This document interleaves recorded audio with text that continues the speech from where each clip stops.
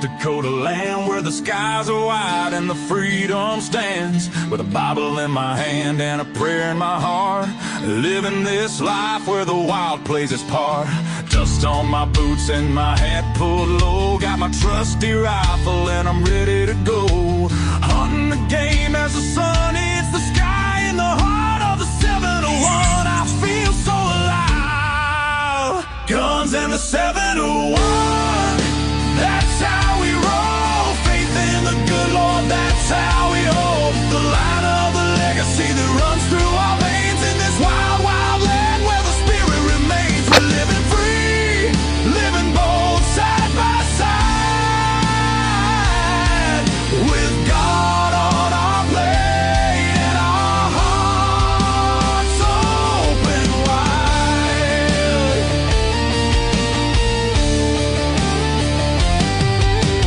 Ranching the fields, the cattle run free with a purpose so strong, it's our grand legacy. The rivers run deep as we cast out our lines, fishing the waters where the North Star shines. Got the warmth of the sun with the chill of the night.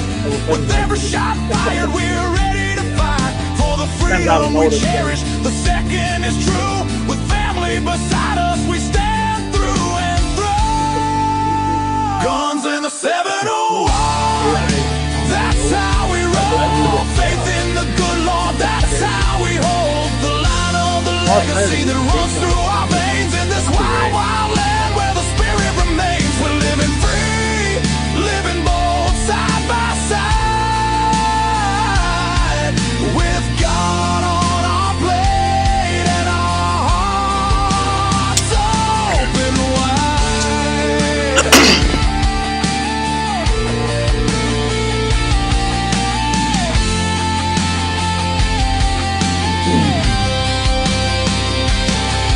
In a world that's spinning with sins that they wield, we stick to our values. Our fate is revealed with the word as our guide. We tread on the earth, a community built from the love, not the curse. Raising our voices, singing loud through the night, for God and our freedom, we'll continue the fight. Let the rifles ring out, let the spirits align. In North Dakota's embrace, our souls intertwine. So when you hear the gunshots and feel that proud sound, know it's faith and freedom that echoes around. From the fields of the ranch to the depths of the lake, with God on our side, there's nothing at stake. Guns in the 71 forever will stand. Well, I gotta look In the at heart of our faith in this great free land.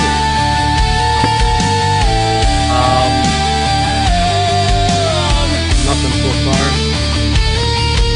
Oh, it's open there. Just open it up in there. Hey, look at there. Wailing. Yeah, we'll get going there. I love that ending there. Turn that down. All right. Just a second. I gotta change it down a little bit here, Dave. All right. Hey, welcome everybody. Episode 166, Guns in the 701 Nation. We have some guests tonight, but hey, Blackbeard, good to see you on there. Mr. Leon Whalen, good evening tonight. He says, from the Golf Dome, watching some soccer. All right. See, we are mobile. Lynette says, what a great intro. And Susie Fettig, I wonder who that is, right? Susie Fettig. Oh. Yeah, she's an awfully nice lady. She brought me to you guys, so you better like her. Okay, yeah, that's a good thing. That's a good thing. You know, Lynette, when I did that intro, we were kind of forced to try something because guess what? CommiTube kept dinging us on copyrights and things like that, even on the Star Spangled Banner. So that's what I did. I first time I ever used AI to do anything, and I'm not an AI fan, but you know, it's one of them things that had to happen, and I think it turned out okay. So we have that. Are you there, Dave? Yeah. Anyway. Yeah, so yeah.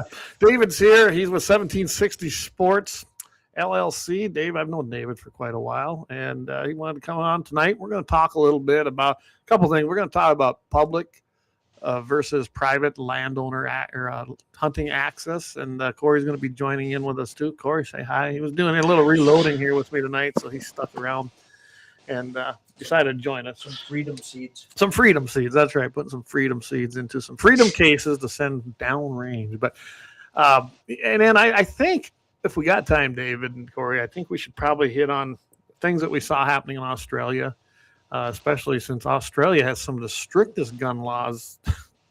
I mean, we all saw the piles of guns, right? I know I remember seeing the piles of guns when that was happening, when they were confiscating them. So, but yet here we go.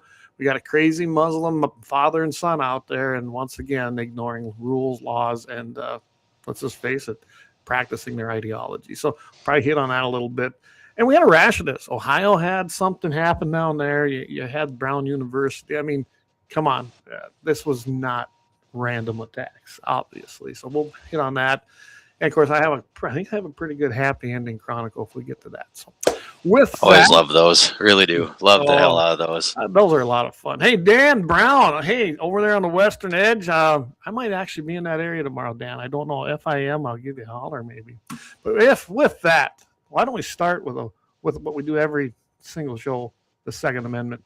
A well-regulated militia being necessary to the security of a free state, the right of the people to keep and bear arms shall not be infringed. There's never been 27 truer words. I mean, it is. Without the Second Amendment, this don't exist. We don't have this. We don't have freedom of speech. We don't have anything. And something I've been doing, guys, and I guess I'd like to do it again here tonight, is I do like to open the show with a prayer. So if you guys will indulge me. Lord, we'd like to thank you for each and every blessing that you have given to each and every one of us. Without you and without God's promise, we really have a very dim future. It's Christmas is coming up. We're going to be celebrating the birth of our Lord and Savior, Jesus Christ. And with him, all things are possible. We can be redeemed, and we can enjoy heaven with everybody else that's a believer. Lord, thank you for everything you have given us. Watch over us, and please give our government the strength and the knowledge to follow your word so that it truly does serve us and you.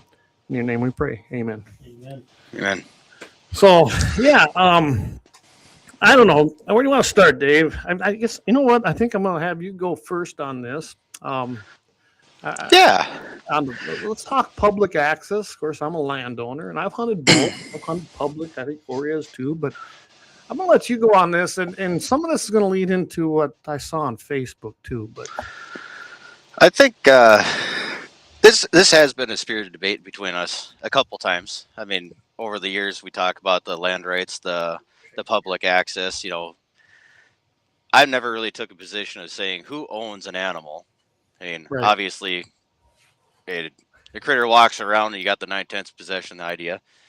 But the whole situation is simple. You pay the taxes on the land. You own the land. You're the steward of the land. And let's be realistic here. I think it'd be easier to be able to create like some sort of analogy or a term that other people that don't own land in the countryside. You have an apartment complex. You have your paid parking spot. If you lived in an apartment complex with a paid parking spot, how mad were you when somebody else was approaching your parking spot? yeah, You know, let's go to like a landowner in town. You own property in town. You know, you have a buddy having a picnic in your front yard. Excuse me. Not that big of a deal. But if it's the neighbor, you know, helping grow your lilacs, you know, because apparently you couldn't find a bathroom somewhere else, you'd be a little upset. yeah. So I imagine realistically, someone right. But realistically, what it comes down to is the conversation is, why is the property outside of city limits considered fair game to walk through? Because I tell you what, when somebody walks through my yard, I'm asking who they are, what their business is, and if I get to try a new gun.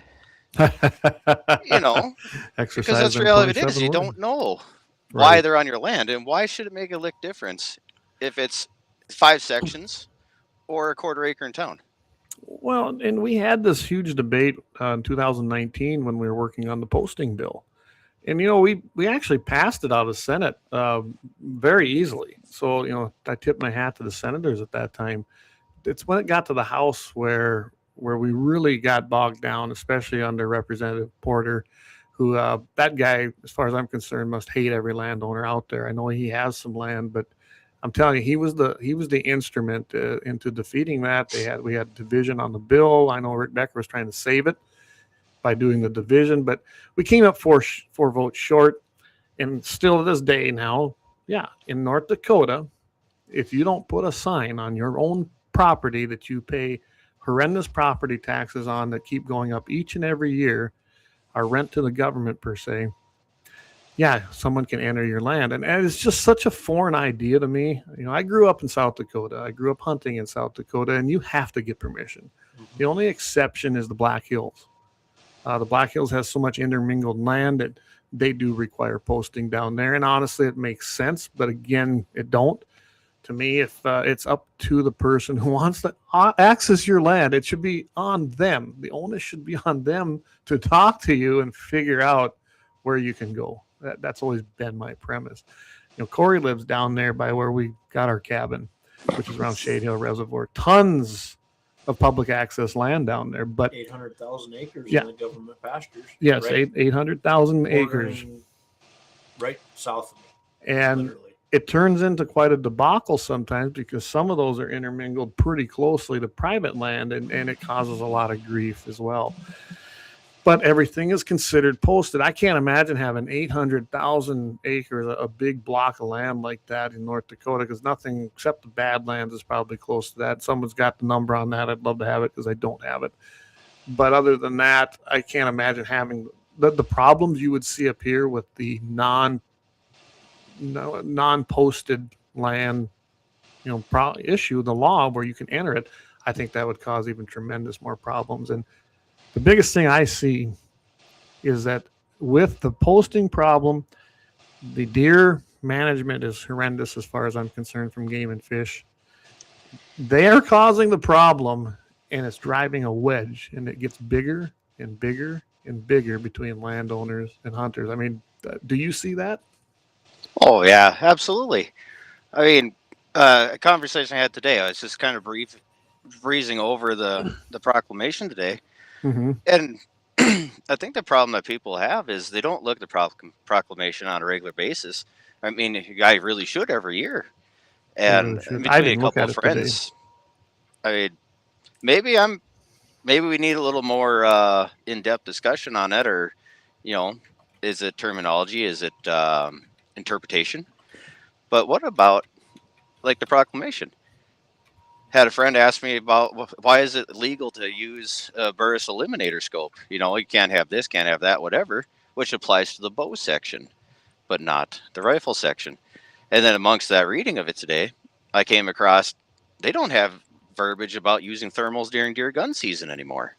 When did that change? Really? So did that came out today? Honestly, I was busy today, so no, that wasn't today. Oh, okay. It was a discussion I had with some friends today because they were looking at them, and I don't know. Earlier on. Okay. Right. So, but you sit there and read the proclamation about the stuff. It talks about the posting of land, right of ways, what you can get away with, the time zones, all that stuff. Yeah. And I myself, I hunt 99% public land. I live in town. I don't have family that owns acreage to, give me that opportunity. I mean, you've given me opportunity to come out to your place several times, and I just have a good loyalty to the guys I've been hunting with for years. Yeah, if it wasn't for that, I'd absolutely come down. And if you got some monster doe you want to get rid of, I'd be happier than hell to give Sawyer an opportunity to come down there. Well, you probably saw the bucks that came off this place this year. We had a good year. Yeah, they look great. It's bigger than anything I've ever seen on public. Yeah, well, that's because you just led to something that I'm going to actually hit on there. So you talked about public access lands. So 93% of land in North Dakota is owned privately. That's just a fact. I think it's even a little bit more than that. Mm-hmm. So there's, you've got your federal lands, you've got your state-owned lands, you've got your school trust. I mean, there's a lot of different entities that have small parcels of public access land. I refuse to call it public land or government land because it's owned by taxpayers. It's really our land too. Mm-hmm. So it's public access because that's what it's been declared. There's no control on how many can be there. There's no control on how many animals can be taken. There's no control on any of it as far as hunting. Seriously. Is that management? Because to me, No. on this place, I manage that. Now, we took 10 deer off this place this year. I did not fill my tag. I was chasing one in particular one, and he's still out there, and hopefully he'll be back next year. I don't see why he wouldn't. I noticed I had an increase this year in bigger deer because of things I've implemented here, like access and some of the other feeding things we've done, some of the trees, just different forage we've planted, and I'm making it a very workable cow-calf operation along with a wildlife management plan according to what I want. And it seems to be working. I do plan to implement some more, but what I'm getting at is the controlled access is what gives us the good animals. You can't let everybody pound a piece of land every 30 to 45 minutes and shoot everything they see. Probably not going to be much left on it. It's either going to run away or it's going to be dead, right? Mm-hmm. Yep. And I don't know what you're seeing out there. And you kind of told me the area you hunt. I mean, are you seeing issues with population? Well, Or is it just the hunting pressure in general? Let's start out with when the Game and Fish went for a land grab through the plots program. When they we're tried discuss that later. Oh yeah, we can't go without you talking about that. That's like I mean, that's not even a bird in the saddle. You just will have, a rock. Well, it's going to lead into the idea of programs that incentivize landowners for conservation, which is bunk, but we'll talk about that in a little bit. But continuing on, when the plots programs were expiring, I hunt 3D2. So basically Mandan up to center, all the way across to Highway 8 south to Richardson. So it's a sizable unit. There used to be probably close to 25 or 30 plot slots on the map for that unit. I think there is now only maybe 6. And one of them is not even attainable. The gentleman that owns the land in that general area that surrounds it, he put some of the rankest bulls on that section line fences in. I mean, you don't want to go in there. I do believe, if any of my friends could quote me on it, was I said, well, how are we supposed to get to it? Obviously we couldn't. It was, it was clawing at the ground. It was doing the snorting and the snotting and whatnot. It was an angry bull. And the only thing I did is rolled down the window, took a bite out of jerky, and said, "Your sister's delicious." And then we drove away. Of course, the game warden said there's nothing we can do about that. So it was plots line in a program that wasn't accessible. Okay. But going.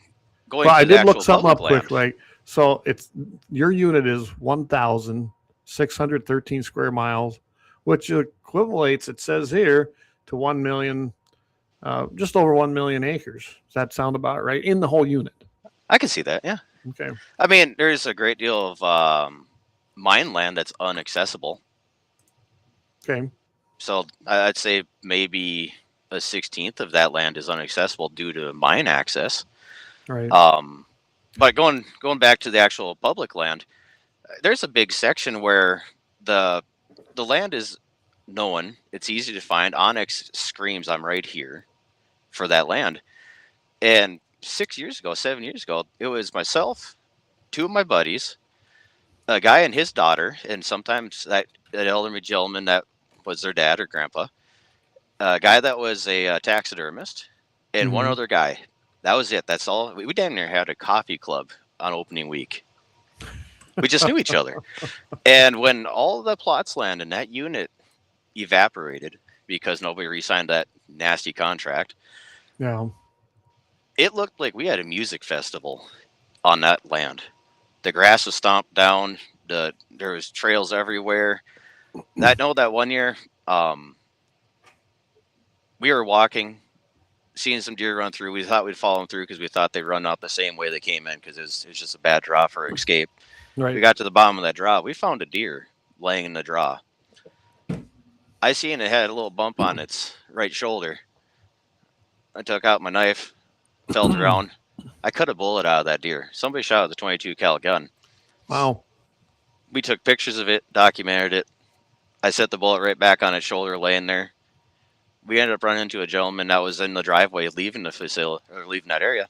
And I told him, it's like, yeah, if you're looking for a buck, because we seen him walk in that area, it's showing exactly where he's laying. I didn't shoot a buck. Right. Hunting with the 22 250, but he didn't shoot a buck. buck. And it was a yearling. It was a small fork. It was an absolute waste of animal. Yeah, but and that's what we see now. It's hard. I'm gonna let Corey jump in here because, like I said, he's got a lot of this private land versus public access land too in your area. And what do you see down there? See, we'll have you have to speak up. Okay. Well, let's come over here. Here we go. Well, our private land mouse here, don't we? Yeah, border. I'll go for it. I don't need it. Borders right up next to Game Fish, Bureau of Rec, and Forest Service. And the Forest Service controls the government pastures, which is the 800-some-thousand acres. And literally, well, not so much in the last couple of years because of EHD and just the exposure, the numbers have been down. But before that, it was literally a war zone down there. I wouldn't even go out opening weekend because I was afraid I was going to get shot on my own land because just reckless shooting and so many people down there. But it's getting a little bit better, but there's still a lot of pressure, and I don't see the size of deer anymore because usually it's the guys from East River or Minnesota that come out for opening weekend and literally shoot the first thing they see and head out. So there's tremendous pressure down there, even though there's tons of public access or whatever, but they still think my land is open to the public. So I do have to chew ass every once in a while. Yeah, you run into a lot of that down there. It's everything's so intermingled and close. Well, close yeah, down there. It's almost like badland country there with the draws and the lake there. It's not nice squared sections. Right. I mean, it's all over the place, and they just think they can run all over it, and no regard for private property whatsoever. I had to chew out some guys from Brookings. They literally parked right at the cattle guard and walked into our pasture that we rent, and we're coming out of that, and they said, well, we thought that was government. And I said, come on, guys, you're a mile away from the government ground or whatever. Yeah. I turned them in. I called the game warden or whatever, but the ultimate decision comes down to the landowner or whatever, and she goes, well, if they've had prior trespassing or whatever, nail them. If not, give them a firm verbal warning or whatever. So I mean, I don't know whatever happened to it, but it's a constant battle since we're literally fenced next to the public ground. So I'll tell you what, we're going to take a quick break here, about 25 minutes into the show. We'll come back. We're going to continue this because we got a lot of things to hit on this, and there's anything from habitat to access to plots or any other government scheme to get you to for a landowner. And trust me, I do call it that. So we'll be right back here, guys. Don't go anywhere.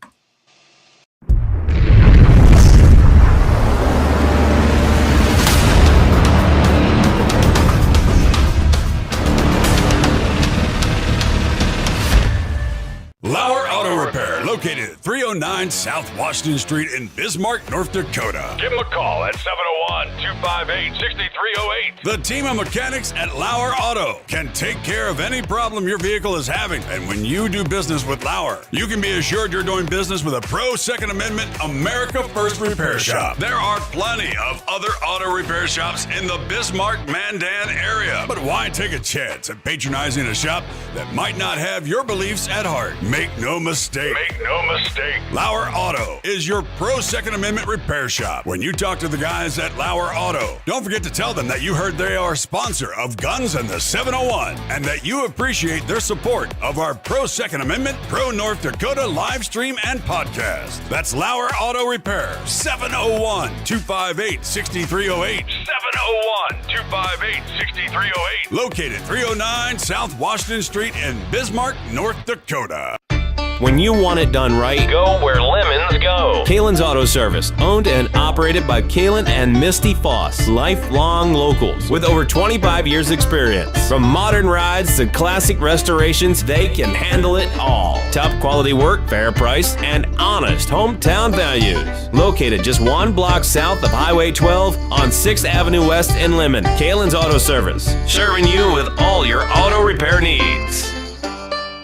For the best gun gear for every and any situation, Little Angry Man Arms LLC has you covered. Top-notch guns from top-name brands like Winchester, Glock, Sig Sauer, and Ruger to essential extras from Magpul, Streamlight, Hollow, Sun Optics, and more. Little Angry Man Arms LLC have everything to make your shooting adventures a success. Visit littleangrymanarms.com today and gear up for your next big hunt, competition, or home defense. Don't miss out on our exclusive deals. Little Angry Man Arms LLC, based in Trail City, South Dakota, your ultimate hunting partner.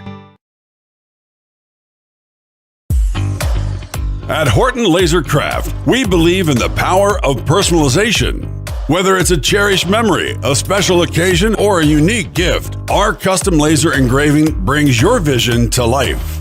Our expert craftsmen and state-of-the-art technology ensure every piece is a work of art. From personalized decor to one-of-a-kind keepsakes, Horton LaserCraft makes every moment unforgettable. Horton LaserCraft is owned and operated by a local veteran and his wife located near Thunderhawk, South Dakota. They provide custom laser products at a reasonable price, and their turnaround time is fast and efficient. Custom board cutting, glassware, decanter sets, mugs, assorted stainless steel jewelry, assorted tags, decor, custom acrylic nightlights, and much, much more. Call them up at 605-545-7535. Horton LaserCraft, where memories are engraved.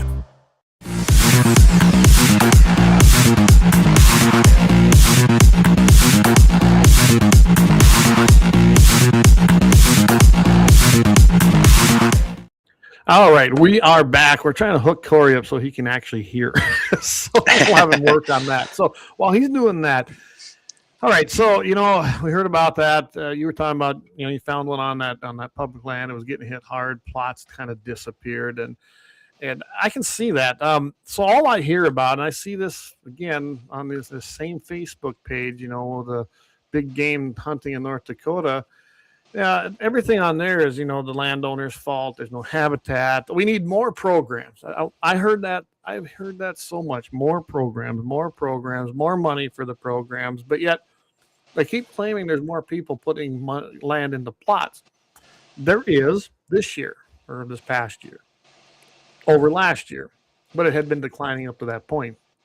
And I don't know about you, but the plots land, just like the walk-in lands in South Dakota, most of them don't even hold game. I mean, I do not understand how a field gets put into plots, in all honesty. I'd be pissed if I was hunting plots because so much of that ground isn't really, unless something's going across it, Dave, you really aren't going to see. You might see some birds in there, but if you're hunting big game, that's not the place generally. You got to have some kind of cover or pasture or anything. And they just seem like they're enrolling anything. Now, I don't even know what the acreage is. I know that the last contracts I've seen, I'd never signed that. Again, I have no control over how many people or even what species they could hunt at that time. And I'm not going to let it be public. I mean, we're talking the way plots is set up, it'd be just like every other piece of public land. Anybody can come on anytime and as many as you want and take as much as you want. That's not management. No, I think we're definitely on the same coin, but we're on opposite sides of the deal. Mm-hmm. When I end up dealing with plots land, like you said, it'd be good for goose hunting if it was a flight path because there's no way anything will ever stay on it. Yeah. But yeah, the generalized problem with Platts land is, on my side of it, is you see people that are obviously enrolled and they wait till the very last minute, then weather becomes an issue getting the crop off. Well, we can't hunt that, so the position of a person that is relying on Platts land for the opportunity to hunt any game, that land is basically being paid for, but the average city person can't use it. Because if you did, now you got the game warden barking you for hunting land that has crop on it. Right. So, I'm grateful as hell that I get the opportunity to hunt on the private lands I am given the opportunity to hunt on. Right. I appreciate that to no end. And I just can't tell people enough. I mean, you got to be neighborly with the people. I got, through the gun shop, I've had opportunity to meet very, very Right. great people. Knowledgeable and all walks of life, from Elmer Fudd to, a Chris Kyle kind of guy. Right? Oh yeah, yourself too, yeah. But Okay. basically, over the time of being in the shop, I've had an opportunity to meet these different people, the different walks of life, the different landowners and their mentalities. And as much as maybe most people don't, I got so many irons in the fire, I could use a bigger torch. I don't have time to get out and, knock on a door, come have a beer on the porch, come help fence every now and then. I just don't. And half the time, there's not enough time in the day to carry on a conversation with a half hour with every person I know that give me purpose to use land. Well, it's hard to build that relationship. So, you take, here's a good example. My good friend here, Kelly Chase, is tuned in. Hey, Kelly, glad to have you on tonight. Kelly was kind of a random stop here. Wanted, asked to hunt, right? We a long story short is he built this relationship. We've become great friends. And this year his sons were down and they all filled their tags. He even had an extra doe tag. And then of course my buddy Chavez was down here with his kids. We had a lot of people here. And like I said, we took 10 deer off this place and they all took really nice bucks. Except for Lane, you can give him some crap again. Lane just went ahead and took that small one. But anyway, but there was a personal relationship there that was built over years, and just that's how it happens. The best advice I can give, if you're a coyote hunter, generally no one's going to tell you no on coyote hunts. Okay, stop and ask somebody. You might not be able to go fencing. You might not be able to help do anything else with that landowner. But every landowner that has livestock appreciates dead coyotes. And generally, I don't tell anybody no here. Unless they come in with a Ducks Unlimited sticker on the vehicle, they're out there. I don't let anybody from DU hunt here. I don't care what they're hunting. But coyotes, varmints, things like that, ask to hunt those things. It might be that gateway to get you eventually onto the land to hunt other things. It is. You're doing a service. Honestly, that's a huge service. Coyotes, I don't know about you, Corey. Coyotes are getting crazy. I imagine they're no different up in your area, are they, Dave? Yeah. If I wasn't worried about going down the ditch, I could have ran at least 6 of them over today. Yeah, they're everywhere. Coyotes are crazy. They're resilient. Turkeys. Yeah, you got turkeys. If you want a turkey in South Dakota, this is your guy to talk to. I'm telling you, he doesn't like wintering. Hundreds of birds, literally. I got a pretty cool video of 2 of them fighting. He does. Day. Yeah. So, it is doable. I think what I get the most upset with is someone who puts the day that they want to hunt on your land and asking permission. They just show up and then they expect to be able to hunt. And some of them are nice. Some of them are good.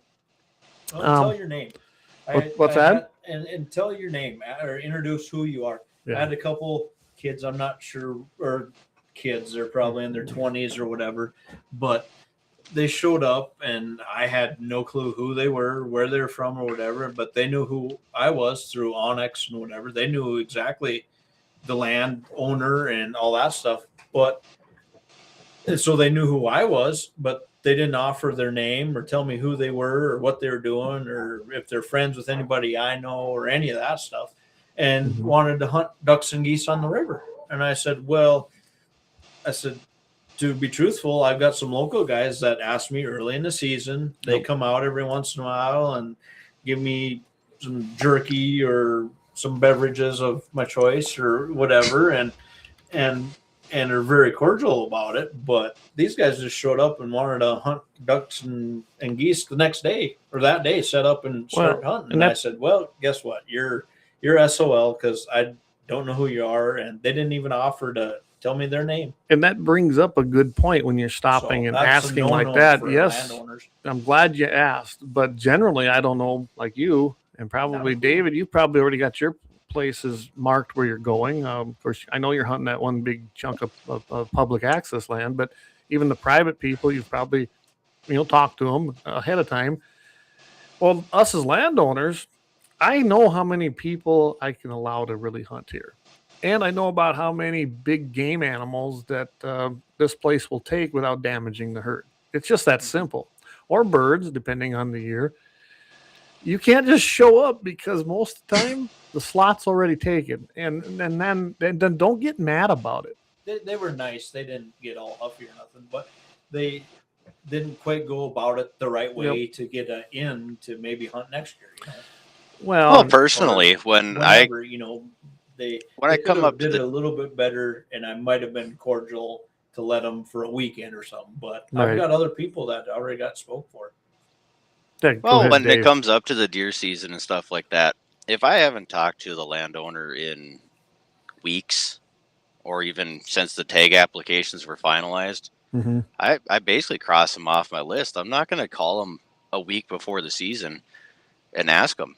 And every person I've told that, it's like, I end up running into them, or I end up talking to them because they need something quick for, their hunting season or whatever it may be. Or even after the season's done and over with, I'll end up reaching out to them or running into them, and I'll tell them, it's like, hey, here's the deal. I didn't talk to you. I'm not going to ask you. And the answer is always the same thing. You're always able to come on out. It doesn't matter. It's okay. I appreciate that, but my doors are always open to you. Right. But it's not right to assume that. And the worst part is I'm sure most people could tell I'm sitting in a truck right now. Yeah. We do a lot with the agricultural community. I mean, we haul fertilizer, we haul commodities. And the issue of it is I get a lot of open doors to people I don't get a chance to visit with very often. Yeah. So how many times have I been told, just go ahead, leave your name on a dinner plate or something stuck in your window so I know whose pickup it is. Right. I mean, I've been given that opportunity several times, and I haven't seen some of those farmers in 5-6 years now. I don't even know if some of them are alive, because they didn't want me to contact them. They just said, put a plate in the window and go. And like I said, not every landowner is the evil devil, as we're going to talk about here when we get to the Facebook thing. And that's really what I've seen on there. Does nothing for the landowner-hunter relationship. It really does nothing for the people that are on that page. And that page is very active. I know they've beat me up on there a few times. I really don't care. I really could care less. But I'm telling you right now, when you got a segment of the hunting group in a hunting community, let's face it, what was there, 42,000 I think tags this year for deer? It's quite a bit, yeah. When we used to have 130 some thousand tags. This is not a landowner issue. This is not an access issue. This is a management issue. And who's in charge of management? Game and Fish. And they've stuck millions into the false narrative that CWD is going to wipe out everything when EHD actually did it. Yep. Is there less cover? Yes. Does it matter? To a point, it's part of the equation, no doubt about it. But I think you'll find, as you do here, I mean, Jamie's been down here, Vance, who's tuned in, Kelly, everyone's been here. Do I have the best hunting? No. Am I working on it? Yes. And as we keep improving certain things here, you're going to have more wildlife, and I'm going to have bigger animals. That will also lead then to my segment here. We're going to probably take a quick break here pretty quick, but this is why I laugh at the programs. There isn't enough money per acre for me to ever enroll in plots. I won't sign their contracts because I won't agree to their terms. I own the land. I will set the terms. That's how that'll go. Same way when they come in and they want to do some kind of a conservation project and then want me to sign for public access, but unlimited public access and government involvement. Well, I'm maybe that rare guy. I don't know. If you're a government agency, I'm not interested. There's not enough money.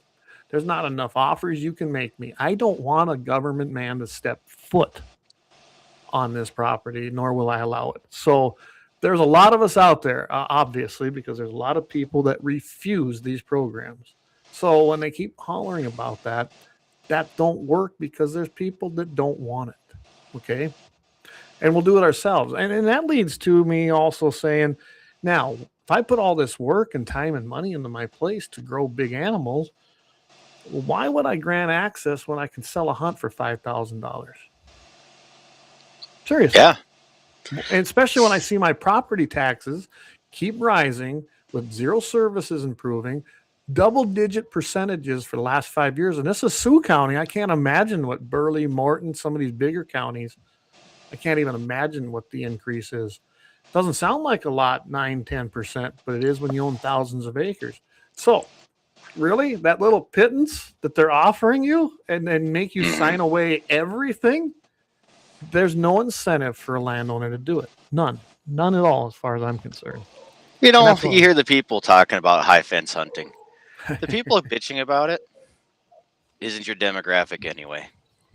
So they can complain all they want. In the meantime, you know, like, gosh, I wish I could remember where it was. I seen a picture of it. It was dubbed the 30-point buck, and it probably was. It was dang near like the cover from the song's artwork. It was a high fence buck that somehow got out of the property, and some kid ended up shooting it for his youth tag. Really? I mean, could you imagine shooting the biggest buck you're ever going to peg your first time? Because it was an escaped deer, it got knocked off of the state record because they did know. And apparently that buck that slipped out was like a $30,000 buck. Wow. But think about that. Wow. Yeah.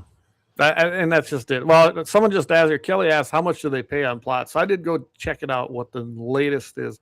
$10 a whole acre. Wow. Whoopity doo. I can get more than that, just straight out rent pasture.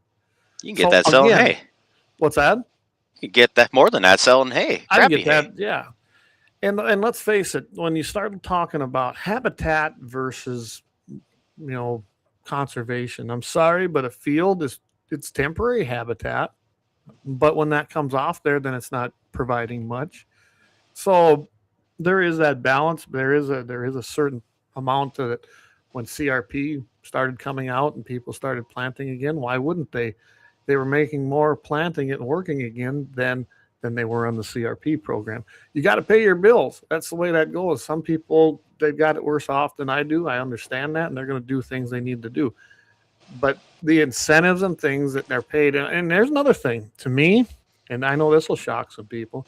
I've always felt that with CRP, if you do enroll, that should be public walk-in access because they're literally leasing that land from you to not produce on it. Okay, that is a government lease. That's not a program. It's a lease that you sign with the federal government to not produce. Essentially, they're renting your land for what it is. I don't even know what the terms are. Is it 10, 20 years? I don't even know anymore. It was 10 or 15, I think. Ours just came out. So they added in CRP. Someone did CRP help wildlife? I think that it did. I mean, I'm sure that there seemed to be more birds all around, but you also got to remember we've had some tough winters since then too for the last 20 years. And pheasants aren't native here, so they don't do well. I've actually seen more pheasants in the ground that we put back into hay ground that was farmed between me and my neighbor that are 500-600 yards apart. Right. There's some ground we rent and we were farming it. There's some grass and a couple just 5-acre plots. And we put that all back in the grass, and we've seen more. And we didn't hay it this year. He left it for cover crop and everything. And there is more birds in that little, I think 11 acres or 13 acres than I've seen in probably 15, 20 years in just that little area. Wow. Lots of roosters. So we might be going out one of these days and being the neighbor. So I am going to go through a few of these comments. I ain't been doing very good. Doug says you're being quiet, Corey, but maybe we got you over that hump now. Right? Yeah, he's a lot better now. You guys talking, that'd be a little better. So good evening to everybody. Of course, Leon, he has Blackbeard Logic every Friday evening here at 5 p.m. Mountain, 6 p.m. Central. He says, you got those ditch chickens. Well, I wasn't sure. His plots around here hold a ton of ditch chickens, he said. I guess that's pheasants out east. I didn't know that. They're everywhere out there. I could get my limit every time I drive past Leon's house. He says there's also tons of waterfowl as well. And there is, you get east of the river, there's a lot of waterfowl and a lot of waterfowl hunting out there. Leon says, next time you're out this way, David, I'll show you some awesome yote tree in Enderlin. There you go. In that Enderlin area. Jamie, hopefully we got you. See, we got Corey some GAT701 gear. 18 Wheels says, I bet you don't pay as much taxes per acre as we do here in Massachusetts. I would imagine you're correct, but I don't live in a communist state, so I'd give him a run for that. South Dakota. I live in Bismarck, Mandan. You can't. Outside of Fargo, you can't find higher taxes in this state. And you get specials too, don't you? Oh, yeah. What they call them. And South Dakota is getting horrendous. South Dakota, when I was looking to buy this property to the west of me, literally, guys, it was 3 times the rate of North Dakota. Doesn't mean that I agree with North Dakota's property tax base, but it is better than South Dakota's. Anytime they build a new school or a new school addition, get ready. When they tell you it isn't going to raise your property taxes, oh, I can prove that it does. Oh, that's a sore spot. Boy, yeah. I need to go on a tangent on that one. So that's another show, though. No, we got to run down this one. This one's got me hot. Well, I'll tell you what, before that, then we're going to take a break, David, and we will come back, and David's going to rant. Oh, get out the Festivus bowl. Get your drink in the Festivus bowl. Okay, here we go. We'll be right back. We got to thank our great sponsors. I mean, we can't do without them. Lauer Auto Repair has been with us. There's a bunch of them right there. Look at that. They're all right there. So here we go, guys. We'll be right back.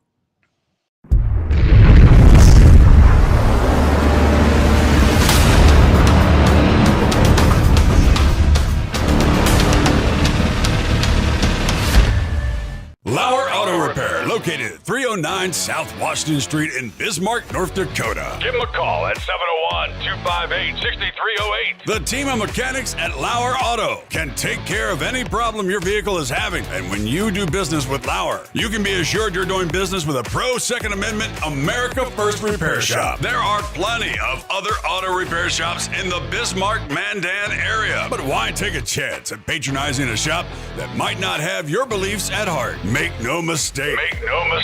LAUER Auto is your pro Second Amendment repair shop. When you talk to the guys at LAUER Auto, don't forget to tell them that you heard they are a sponsor of Guns and the 701 and that you appreciate their support of our pro Second Amendment, pro North Dakota live stream and podcast. That's LAUER Auto Repair, 701-258-6308.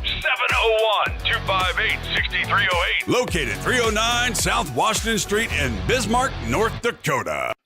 When you want it done right, Go where lemons go. Kalon's Auto Service, owned and operated by Kalon and Misty Foss, lifelong locals with over 25 years experience. From modern rides to classic restorations, they can handle it all. Top quality work, fair price, and honest hometown values. Located just 1 block south of Highway 12 on 6th Avenue West in Lemmon. Kalon's Auto Service, serving you with all your auto repair needs.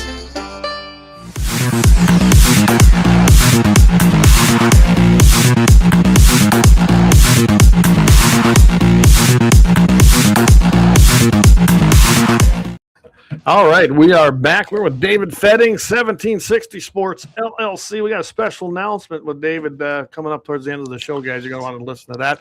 And again, tomorrow I will be joining Todd Mitchell and Mitchell in the Morning with Guns in the 701 segment, 7:15 Mountain, 8:15 Central in the AM. I know we're going to talk about some of the shootings. I've already sent him a happy ending of the week. I'll try to come up with a few things, probably piggyback even off of some of the discussion tonight, but tune in for that. Of course, Leon Francis with Blackbeard Logic. And I don't know if you caught it, David, but he's got his new Christ OS. You need to check that out. When he mentioned it to me, I thought it was a great idea. Trust me, everybody. We're doing different things here, expanding the network, and I love what Leon's doing with that. So you're going to want to tune in for that as well when he does it. And he comes on at 5 p.m. Mountain, 6 p.m. Central, Sunday morning. This is one I really do love. This one, Vance Bishop. You met Vance when we were down there in Florida. Vance I've known for many, many, many years, and he's a pastor. He's Rack's Adventure Team co-founder. I'm telling you, he does a great devotion every Sunday morning at 7 a.m. Mountain, 8 a.m. Central. You want to tune into that, and of course, right here every single Wednesday. Well, it's Thursday tonight, but when I'm not going to Advent service, we're here every single Wednesday, and that's at 7 o'clock p.m. Mountain, 8 Central. All right. Thanks to all our sponsors. Now, David, all right. The floor is yours. Have at it. All right. We talked about taxes and school stuff. Yes. So my oldest son had a Christmas musical deal at the new high school in Mandan. Okay. And I can't remember how many hundreds of millions of dollars the facility costs, and I'm tickled pink. We have it. We needed it. The old school that was, pleasant. It needed to be done. Okay. But the thing that drove me absolutely nuts, the second we walked into the door, I seen namesake medical facilities on the walls, local banking establishments on the walls, and there's a few others without, giving them any more credit than they absolutely need because they shouldn't be there. There must have been 7 advertisements that are permanently mounted on the walls with basically a beginner banking outlet. Wow. Like high school kids could open a bank account or something there probably. I didn't walk in there. We were restricted very, very tightly to where we could go in the new facility for security reasons, even though there's glass everywhere. But yeah, why is a public school have permanent local businesses? Like, yeah, they probably donated $10,000 or whatever it was. Mm-hmm. But why is that in a public school? Why is forced advertisement being put on our children? A good question. And you see it a lot, honestly, not just there. It's kind of like, here's a good example. It's kind of going off subject, but Lemmon has always allowed, they sell these candy bars, right?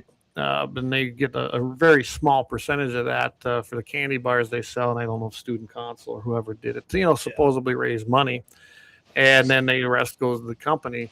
But yet, when I wanted to do something with Eddie Eagle or NRA Foundation, because I was with the NRA and then the NRA Foundation, no, we can't do that. So why does that group get to do it? And they're picking the winners and losers again, specifically based on ideology a lot of times. Or businesses, it's just like when I see a business that won't support, say, the rodeo team. But yet, booster clubs. I'm all for booster clubs. But yet you'll see a business put up $100,000 and some scoreboard for junior high basketball. But no, we don't have nothing for the rodeo club. Again, why, when you take a bank, I bet you money the banks have a lot of farmers and ranchers doing business with them, and they won't support the one sport that a lot of those kids are involved with, but yet they'll support unlimited amounts of other sports. I don't know why that has become the thing. Distraction maybe to keep people from actually believing and doing the things that they believe in. I don't know. But public schools aren't so public, and that's what's always been my mantra. Public school is not so public. It's more of a indoctrination center as far as I'm concerned. If my kids were, one's graduated, the other one wasn't to where he's at there, I'd probably pull them out and homeschool them today. I guarantee you if I was having kids today, they'd never see the inside of a public school except to maybe tour it once. I don't know. Right. But yeah, going back to Leon's deal with Christ OS, I think I've caught almost all of them. I might not have taken a moment to listen to the most recent one in its entirety. It gives you a whole new perspective on Christ itself. I mean, if you're a techie guy, Leon is. I mean, he's a nerd. He really is. He knows his stuff. Everybody knows, and he knows how to relate in a different language. I thought that was awesome. And Vance, like you said, I met him down in Florida. he told me a bit of his past. And I got to say, without airing out any of his laundry, I'm glad he found Christ, because he probably wouldn't be with us today. And his outlooks on the Bible and life and the society we live in, I mean, you couldn't relate to anybody more if you're anybody else. He's not a holy roller through and through with white collar, and he's the average Joe that walks with the Bible in one hand and maybe a different hand gesture depending who's looking at him. Well, I think Vance, like I said, he's a dear friend of mine. You've known him just about as long. So we've made several trips, haven't we? Yes, we have. We even helped moving back down to Georgia one time. We helped Vance move. Yeah. But I can tell you right now that Vance, stand-up guy, he is the guy that if anybody can be saved, or if he can be saved, anybody can be saved. It's very true. He's kind of like so many. They had to hit that bottom. I'm not going to go into the details here, but Vance has actually done an interview. He did it while we were down there hog hunting one year with a place, and he's got it up on his Facebook page. I encourage you to go watch it, because it's his testimony as to what happened in his life and what brought him back. Because I agree. I think if he wouldn't have done that, I don't think Vance, I would have never met him. We wouldn't have been here. And, no, definitely not. He'd be somewhere, wearing, striped sunshine or something more than likely. Or not here at all. Exactly, yeah. So, yeah, and so to hear I do love his show. I make a point to get up and listen on Sunday mornings. I keep threatening to jump in on there on one of these days. Maybe I'll do it. But I'm still sleeping in. You're still sleeping in. But I got to catch the rebroadcast. And I can tell you, there's a lot of people doing that. I go look at the numbers, and there's a lot of people across our whole gamut of social platforms that we broadcast to that go and listen to that. I should go check our RSS and check the actual podcast part, because I've never really checked that on that program. But him and Leon are doing a fantastic job with their 2 new shows. And that's just I thought it was another great way to expand what we're doing. We're reaching a lot of people, and I hope everyone's appreciating. I know I'm getting some positive feedback. Might not be your thing, but I do invite everybody to check it out, because if you can't find Christ here in the everyday clothes, I don't know if we can do much for you. But these are real people. My journey's been completely different. Many of you know what we've been going through here since August, really end of August, and it's been a trying fall. But it made my faith stronger, and I'm not afraid to say that. I'm not going to beat you over the head with my Bible, but I do have a deep belief. I probably have a deeper understanding than I've ever had. I'm up every day, and as those of you knowing me a long time, I don't get up early, do I? I do now. I'm up at 5:30 generally. That's when I'm reading my devotion and just having my coffee, my one vice there, my coffee. But yeah, I just, it's a whole new outlook for me, and it probably shows, I have no doubt. So, but I'm good with it. I really am. All right. Leon says, pump the Spotify. Yeah, we've never done that. So yeah, everybody, we are on Spotify. I think Apple, whatever they call their podcast platform. I know we're on there. Of course, on iHeart. We are on so many different platforms that go out through RSS. I'd have to look them all up. I don't even know what they all are, David. I'll have to do that, because David's going to be joining us. So we're going to have to put him into the fray of this so he can have access to all of that. Aren't you excited? More access to technology? Yes, just stoked. Just let's find more stuff, More stuff. This is the one I've been reading. Billy Graham, The Truth. That's a great book, by the way. Daily devotional for every day of the year. Yes. Yep. And if you don't want to read it physically, it is actually on Audible. Well, I like the soft covered book, and because it's leather bound, it's really nice. It's really good. I've been trying to get back into that. I'm spiritual. I'm not really. I'm Christian, but I'm not really. I don't have a denomination. I'm not Catholic or whatever. You don't need a denomination. Presbyterian through family or whatever, but I'm kind of going on my own journey, but I really do like that Billy Graham daily devotional. That's got a lot of stuff in it, and then it leads you to other places too. I'm sorry, I just can't stop laughing about you saying you don't have a nomination. I was just thinking about that devil cat in Florida that attacked you. But maybe you need to find Jesus directly, you know. You just get a little more involved because that cat had a piece of you. I think that cat was the devil. I think he was just he just snapped and it came out of him. I think there's a demon in him. But Leon says sometimes you need someone with work boots and Carhartts to smack you up alongside the head with a good book. Yeah, sometimes. I mean, it really is. That's the way it is. I've got several Bibles because I like to read different ones, and I always did that just as I wanted to see what was being said, right? Then my one though that I use for my actual devotions and daily reading is I had to have one of the new God Bless the USA Bibles that Lee Greenwood came out. It's got the Constitution in it. It's the King James Version, but it had the other cool stuff in there too. So well, I've actually got a Masonic Bible that I got when I became a Mason, and it's a King James version too. So. That's the version I like. I can understand it. It's probably not for everybody. There's a lot of different variations in there. I know Leon and Vance. I know I've really visited with Vance about this. There are so many different variations and translations that's the one I prefer. So that's just my preference. But yeah, well, we went off. See, I knew we'd go down a rabbit hole. It happens, man. That never happens around here. Never. Top of the hour. So I'm doing better here. By the way, I think we have a new sponsor coming on, probably starting the beginning of January. Visited with him the other day, but I think I'm going to take a quick break here. We'll come back.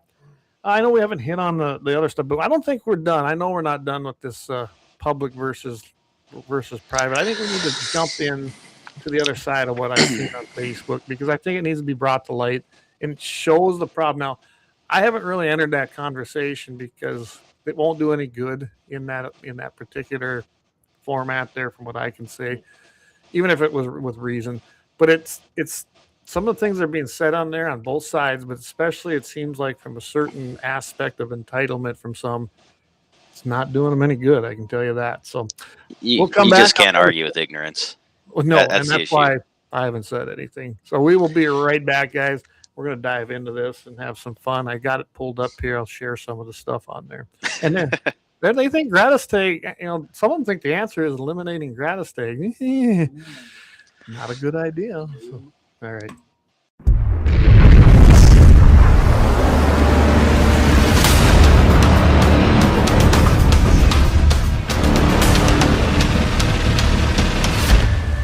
Lauer Auto Repair, located at 309 South Washington Street in Bismarck, North Dakota. Give them a call at 701-258-6308. The team of mechanics at Lauer Auto can take care of any problem your vehicle is having. And when you do business with Lauer, you can be assured you're doing business with a pro Second Amendment America First repair shop. There are plenty of other auto repair shops in the Bismarck-Mandan area. But why take a chance at patronizing a shop that might not have your beliefs at heart? Make no mistake.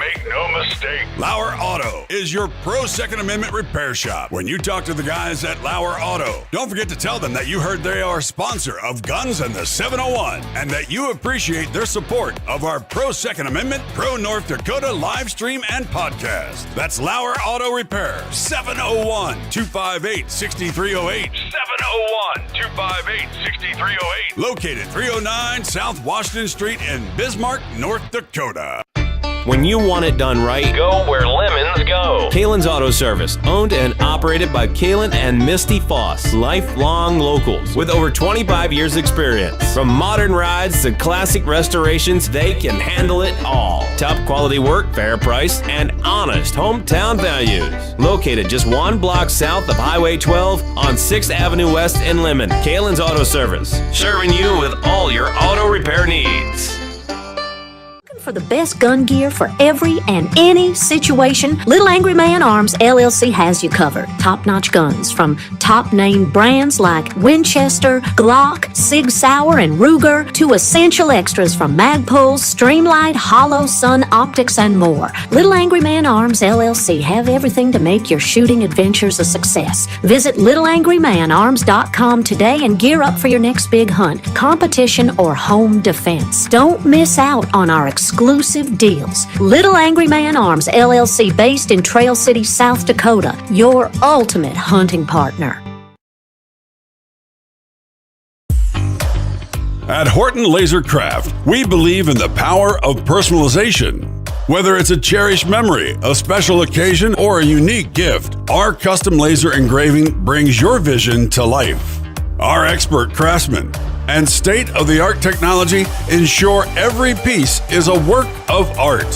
From personalized decor to one-of-a-kind keepsakes, Horton LaserCraft makes every moment unforgettable. Horton LaserCraft is owned and operated by a local veteran and his wife located near Thunderhawk, South Dakota. They provide custom laser products at a reasonable price, and their turnaround time is fast and efficient. Custom board cutting, glassware, decanter sets, mugs, assorted stainless steel jewelry, assorted tags, decor, custom acrylic nightlights, and much, much more. Call them up at 605-545-7535. Horton LaserCraft, where memories are engraved.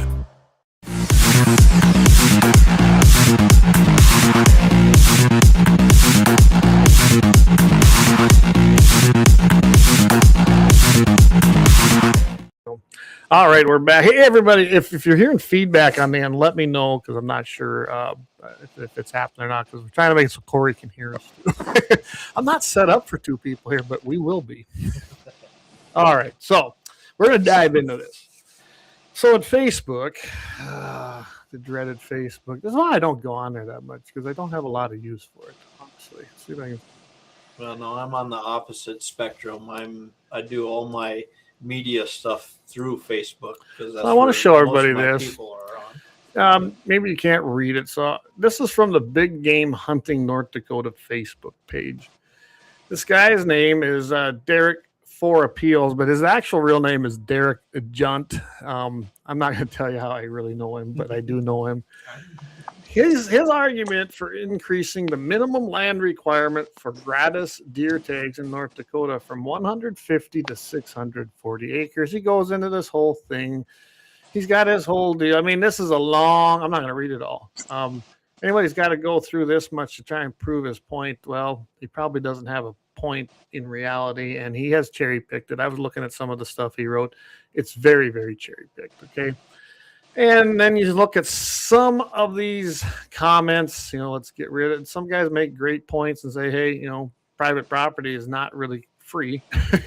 And some guy broke it down as to how many licenses versus what people are really putting into it in North Dakota versus out of state and things like that. I mean, they're all, that's because there's talk about that too, about getting rid of non-resident tags. And then you've got the guys that, what do you want to say? You can tell they have a disdain for private property. They have a real, true problem. They think that we're all leeching off the government. They think that we're greedy, that we're abusing the gratis tag system. Maybe. I'm not going to say it don't happen. Anytime you have something out there, there's always going to be somebody that does it wrong or tries to take advantage of it. There's no doubt about that. No, you could take myself. I applied for a landowner tag, and it wasn't until last year that I found out in South Dakota that with my landowner application, I was still putting in for the regular draw, landowner preference that would cost me what everybody else pays to get in for that draw. It wasn't until last year where I found out I can put in for a landowner tag in a special draw that guarantees me a tag for free. If I wanted a doe, if I wanted a buck, I had to pay the $25 or $35 for that. Now, getting to that, I have applied for a tag since I've been legal to hunt, since I've been 12. But I haven't shot a deer since 2009, and I've paid every year till last year when I found out from a state guy. I called in to figure out because I missed the drawing because we were fishing in Mexico. So anyway, I'm one of them guys that I'll pay the money and not use my tag just to see deer stay alive and try to populate and get some more critters back in our area, because I know the guys that absolutely kill everything that they see. Well, so, yeah, Leon says, don't admit that. So, and South Dakota does have a different type. You don't get a free tag. even as a landowner, you're paying Oh, for it. well, we can get a free doe tag. A free doe, but you don't get. See, in North Dakota, you get a gratis tag. That is a free tag to a landowner. Okay, let me be specific. Free tag to a landowner. I don't know how free it really is. We feed the deer, we pay the property it's not taxes, free. we have to maintain the land. It's really not free. It's really kind of an expensive tag. Yeah. It allows us to take one animal. This particular would be a deer, and it can be any. It can be a mule deer, it can be a whitetail, it can be a doe, or it can be a buck. Honestly, and I'll let Dave chime in on this too. It's here when I finish up, but I think that having a buck only tag is a problem in North Dakota.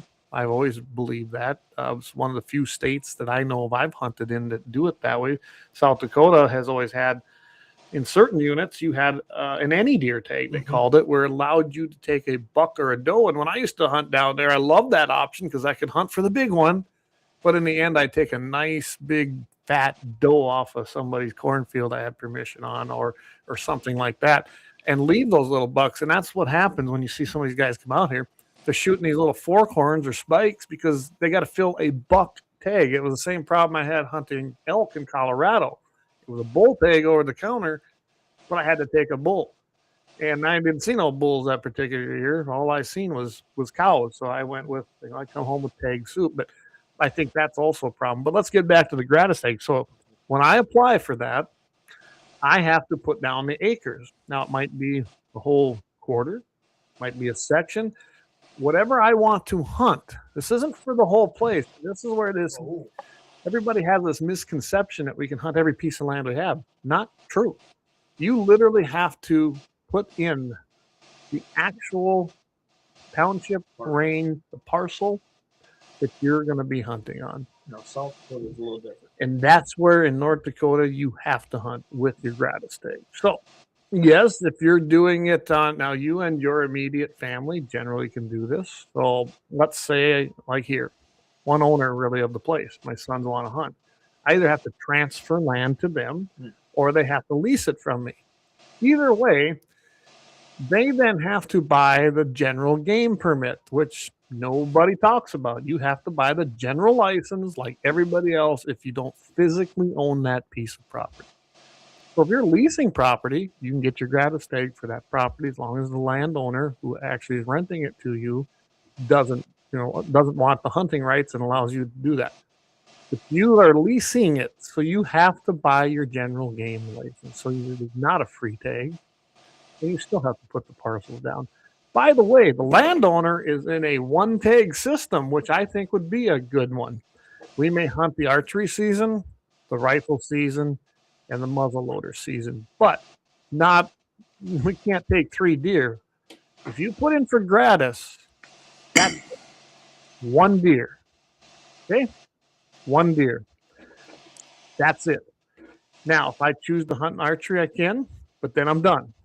If I choose to hunt the rifle, I'm done. If I want to hunt muzzleloader, I have to wait till muzzleloader season to use my 1 tag. And I can't apply until, I got to look this up but I think it's even the 3rd drawing. And if there's any tags left in them seasons, then I can apply. So don't tell me about this, all you entitled. I'm going to be nice. Another new leaf and all. But anyway, apply for an archery season. Then you apply for a rifle season. Then you apply for a muzzleloader season. If there's leftover tags in any of them, you apply for them. And you may hunt anywhere in the unit. So don't give me this crap of what our entitlement. It's not what you guys make it out to be. It pisses me off. We pay the taxes on this land, not you. And it's not a right to come on our land. It is specifically a privilege. You may have the right to hunt, but you don't have a right to private property. And I'm getting sick and tired of the entitlement mentality. And when you go on this site and read this, that is what you see so much of under there. And it gives all of you guys a bad name when you're out there calling landowners greedy, entitled. Do you realize that there's people on there that think we should have to have 640 acres? That's an entire section. For those of you that don't understand that. Well, before you can even get a gratis tag. Really? Okay. You're not comparing apples to apples. It's usually apples to oranges because a lot of you're looking at probably East River Farms that got 10, 20, 30,000 acres probably. And then farm it fence line to fence line. The programs are mentioned in there, and I've kind of covered that there's really no incentive for any of us to really enroll in them programs. Maybe if there was a block system similar to what Montana has, where I can choose who and when people can come on and what they can hunt, maybe, might be something. But really, isn't that kind of program just a fee hunting program? Just sponsored by the government. They take the whatever pool of money they allocate for that and rent. Let's face it, they are renting or leasing the rights to enter the land. It's a trespass fee. And I can do that without the government help. So, there's no incentive there. But anyway, that's kind of my rant on this. I'm not going to go too deep into all the comments. If you want, go look at them yourself. Be nice on there because you can't argue with stupidity. You're never going to change somebody's minds. Derek, I know you. You're listening. I know you do once in a while. Really don't care what you think. And by the way, don't ask to hunt because you're never hunting this land. That's the way that'll be. Pretty much, I've got everyone's name there that I won't let hunt on our land now because I went through every single comment. And that's what people like us do. I'm not the only one. How'd it work for antelope? Okay. That worked great, didn't it? Yeah, it worked great. 6A, 180 tags. I hadn't seen 180 antelope tags in this unit since I've lived here. There were more than the 50% of landowners that applied for gratis. Too many. They hit the threshold. So then we went into a lottery. So there were several landowners that did not get tags. And then nobody got to hunt. Worked out great, didn't it? Worked out great. Because here's what happened. You burned up the Game and Fish, though. They got what they wanted. They got their fee. They got their license fee. Then they turned around and you burned up your points. Some of them guys had 6-7 years worth of points. By the way, I think you got to buy them points now too. Do you see what the problem is? It's North Dakota Game and Fish. They are the biggest mismanaging fee operation in the state. All they care about is their fee they collect from you. And now you burned up your points and you had nowhere to hunt. So Dan says, Clay, if you have a gratis tag, does that mean you can't purchase a bow tag? That is correct, Dan. As long as I have a gratis tag, I only have one tag. The only time I can purchase another tag, and I got to go look that up specifically, it's either the third or fourth drawings if there's one. I can't even apply in the second drawing. So that's how that works with a gratis tag. And I'm fine with that, honestly. And I don't hunt bow, but yeah. So I had to blow my, like David said, I got to go down. Well, I wanted to really talk about this. Which one? Oh, Lynette. Let's put Lynette's up here. Ethical hunters don't take a deer every year. Axel didn't get his deer this year. We didn't need it, so he didn't take one. And yeah, there's some people that do that. Some people. Like I said, I haven't shot a deer since 2009. I didn't shoot one on my own property this year. Mostly because I was chasing a certain one. Thanks, Kelly. I know you're listening tonight, and you showed me that one, and darn it, then I had to start chasing that one, and then I was gone for a weekend. So anyway, but I didn't fill either, and I'm fine with that too. I've taken a lot of nice deer here, and now if I had the option though to shoot a doe, I would have done it, but I didn't even really have an option to do that and before season closed. So, but I have a gratis, so I can do that. But I don't know, David, you want to chime in on any of this? Yeah, I'll put a closer on the subject. These guys, this particular guy and the people that believe his ideologies. So you limit a gratis tag to a section. How many gratis tags is that going to remove? 20, 30, 40? It's not even a spit in a bucket. It's not even worth talking about. And the only thing you're doing is you're making mad the people that give you the opportunity. There's no reason for it. And the basic conversation and conservation of any animal in the state that we do hunt. I mean, yeah, there's people that rely on that meat. We both have a friend that has a pile of kids. And I guarantee you, they eat more game than they probably buy, for say store-bought meat. And that's huge. That's huge. Mm-hmm. But like myself, my kids love venison. I like venison. The missus, she'll eat it when I sneak it. But the reality of it is do I need a deer every year? Not necessarily. We're big on beef. We do a bit of chicken. We do a little bit of turkey. We do a bit of pork. But the basic math comes out to everybody has to decide if this is the year that you absolutely should fill a tag. Like, should you go buy a tag every year? No, because Game and Fish don't need that money. But if you need the meat, you actually enjoy the meat, you should follow through with that. But you should keep in mind when you drive around your hunting zone for, 3 months out of the year, and you can't find deer with driving down the road right before sunset or sunrise, maybe you should hold back on that tag this year. It's all about conservation on all of our parts, not just complaining about 30 gratis tags. Right. No, that's absolutely right. Well, you look at my unit. I'm just kind of going through the numbers quick here. In the proclamation, they had 1,300 tags available. That was actually in any antlered deer, either species. So a buck tag. Type B was an any antlerless deer, either species. They had 50 available. Then you had type C, any antlered white-tailed deer. This is crazy. They had 1,500. Oh, 1,500. There it is. Sorry. Glad you got that. 1,500. In antlered white-tailed deer, the amount changed. Current available were 400. There probably shouldn't have been any whitetail, honestly, available, either antlered or does, as far as 3F2 went. I can tell you that this 1,500 and 1,300 deer that were available, this is a CWD unit. There weren't enough deer to support the amount of tags that they had available in 3F2. It's just plain and simple. Was this a year here to take a mule deer? Yeah, it was. The whitetails have died off a lot, EHD. But right now, we have a ton of mule deer that came in and moved into their place. I like to hunt either one. I'm good. And we had some nice ones on the place this year. And I was happy that the guys that were here hunting, like Kelly and his boys, and my buddy Chavez had a couple doe tags with his kids. We had a good time. And it was okay to take deer here. But I knew that 10 deer, that was kind of in my head, I felt comfortable taking out of the herd here. And I was right. It was a good number to do. I probably could have done a couple more, but we didn't. And I was happy with that, honestly. So I think the private landowner is probably a better manager than anybody, because think about it. We're out here every day, right? We feed them every day. We see them. We kind of see the numbers. We see what's going on.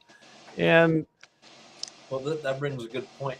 I like when the state of South Dakota comes in and wants to do their bird survey every year, but like in Perkins County, and they call us that live right on the Grand River to come do bird count and do the bird count, because they know we've got birds in our yard, because it's kind of a little sanctuary on the river that we protect an area. So they do have a fighting chance. We can see some numbers, but they're coming down to our farm to do these bird surveys to see how many birds are out there. And it's like, well, no, go out to where they're not getting fed and see where your numbers are, because of course there's going to be good numbers right in our back door. Right. Yeah. You can't just go from there. And then it makes a sense. Yeah, it definitely makes a difference how you take your count. There's no doubt about it.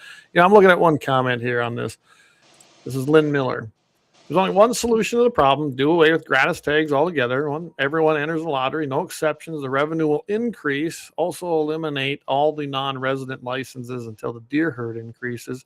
To do this, it will take state lawmakers and legislation. This has happened in other states in the past. Well, I can tell you this. I like what the guy below him said. Yeah, good luck getting hunting access. I definitely agree. And I don't think that's really the problem when you really look at the amount of gratis tags. I'm sure some units, because of the low number of deer right now, and I still say that's due to a lot of mismanagement. I truly do. I really believe that if you had better management, I think you'd see more deer. This wouldn't be an issue. But in some units, all the gratis tags go to landowners, and why shouldn't they? I can tell you right now, you do the 50% thing. I got pretty good authority. It'll never be signed. So the legislature can pass as many bills as they want for the next 7 years. I doubt you're ever going to get one signed for the 50%. I'm just going to tell you that flat out. But if you ever do get one passed, it will probably be, I would say it's going to be an effect you'll see ripple down through generations, because there's a lot of people are going to just shut it down. They really are. And I was reading a lot of the comments on there, oh, it's already shut down. That's not true. It's posted. Okay. My land's posted, but it's not shut down. Obviously, I had people here this year, but I can tell you this, I could see it getting shut down, or like I did during the property rights thing. I didn't shut it down to myself, and I didn't shut it down to my friends and family. Why should I? The rest of you suffered. Absolutely. If you didn't know me, you didn't get on this place. It was that simple. That's my privilege as a landowner. And I think that's where we got the problem. Some of these people think they have a right because they've declared all the animals public property, right? Doesn't mean you have rights to come onto the property to shoot those, quote, public animals. It's funny. They're only public animals until there's damage done. Then they're our problem. Whether it's your vehicle, whether it's hay, whatever it might be. But anyway, David, you want to jump in on anything? I imagine you got something to say. No, we beat this horse to death. I think we can move on to our next subject. I think we all agree that the landowners need to be respected. A whole episode on that. Well, I think you're right. We've beat it pretty good. This is very passionate to me. There's no doubt about that. I'm sure I can see that. You know, Blackbeard, he said, Leon says, tell us how you really feel, Clay. Now he goes, and what's your definition of nice? Wow. I didn't cuss, I guess. So maybe that's my definition. Nice or are nice. Yeah. Kelly says, that kills Dad's gratis-take, 83 years old, and tell him not to hunt. Yeah, that's just it. That's just it. Doug made antelope backstraps for me. It was the best tasting game. I love antelope. I much prefer to eat an antelope over a deer, but I don't run them down. Maybe that's the difference. I don't know. Usually I shoot mine. I kind of figure out where they're at. And the next morning I go out there, and they don't even usually get up. If they do, they stand up, and that's it. So, hey, Leon says, just FYI, next Christ OS will address AI. Oh, boy. Yeah, that isn't hard to connect that, and I think I'm gonna have to tune in for that for sure. So, all right, well, I'll tell you what. I think maybe we should discuss these shootings a little bit, guys. Yeah, there's not a lot out there. I mean, there's things out there. We're gonna take one more quick break. Then that we might take one in between that. We're not a radio station, so we can kind of mix it up. So we'll take one quick break here. So thank our main two sponsors, and we'll be right back. And we're going to talk about Australia shooting, Brown University, and some other things.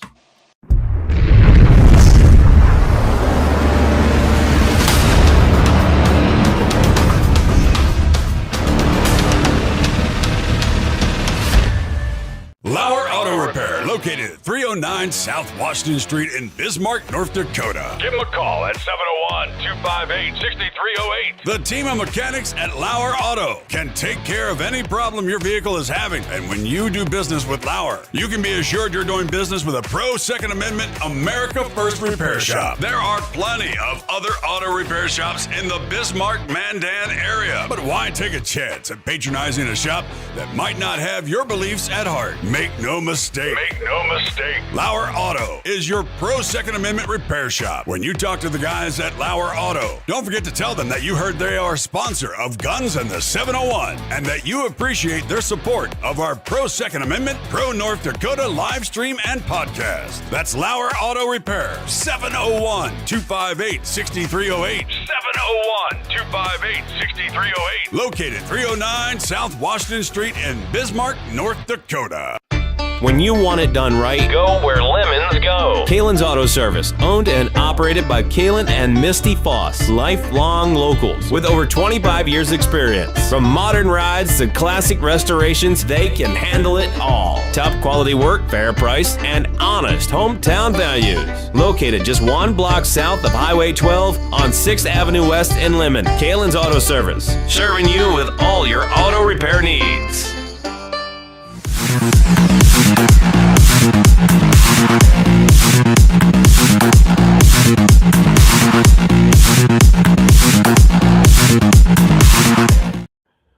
All right, we're back.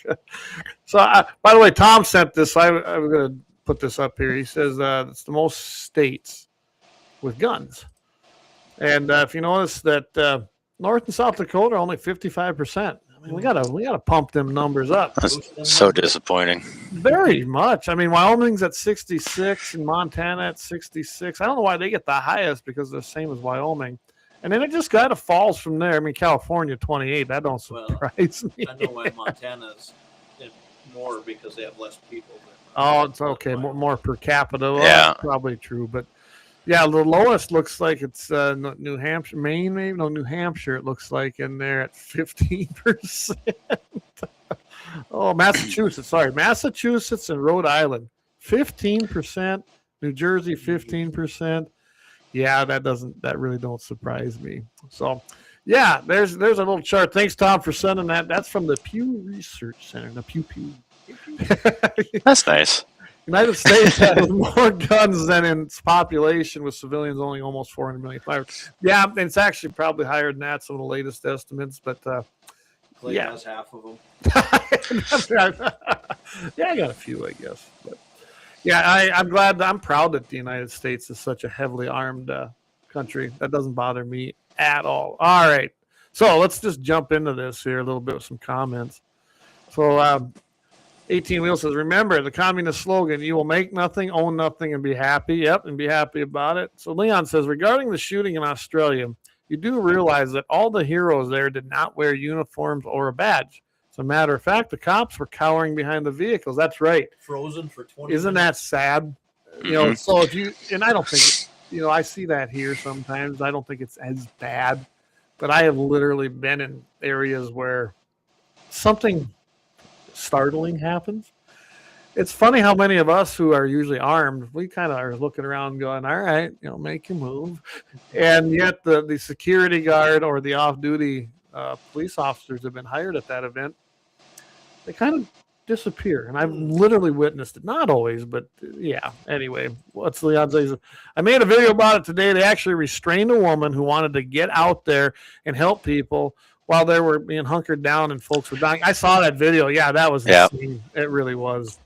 I seen the conversation. I believe it was the lady that they were actually restraining. She made comment how she was trying to get the officers to act. The officers refused to act. She tried to get their sidearm, and they fought her from taking the sidearm because apparently they didn't know how to use it, but they felt she shouldn't either. Yeah, that's about right. I mean, are there good police officers? Yes, there really is. I think there's a lot of them, especially the newer ones coming into this. I think they're there for the money, honestly. Recognition. Maybe some of them are on power trip. I've met some of them.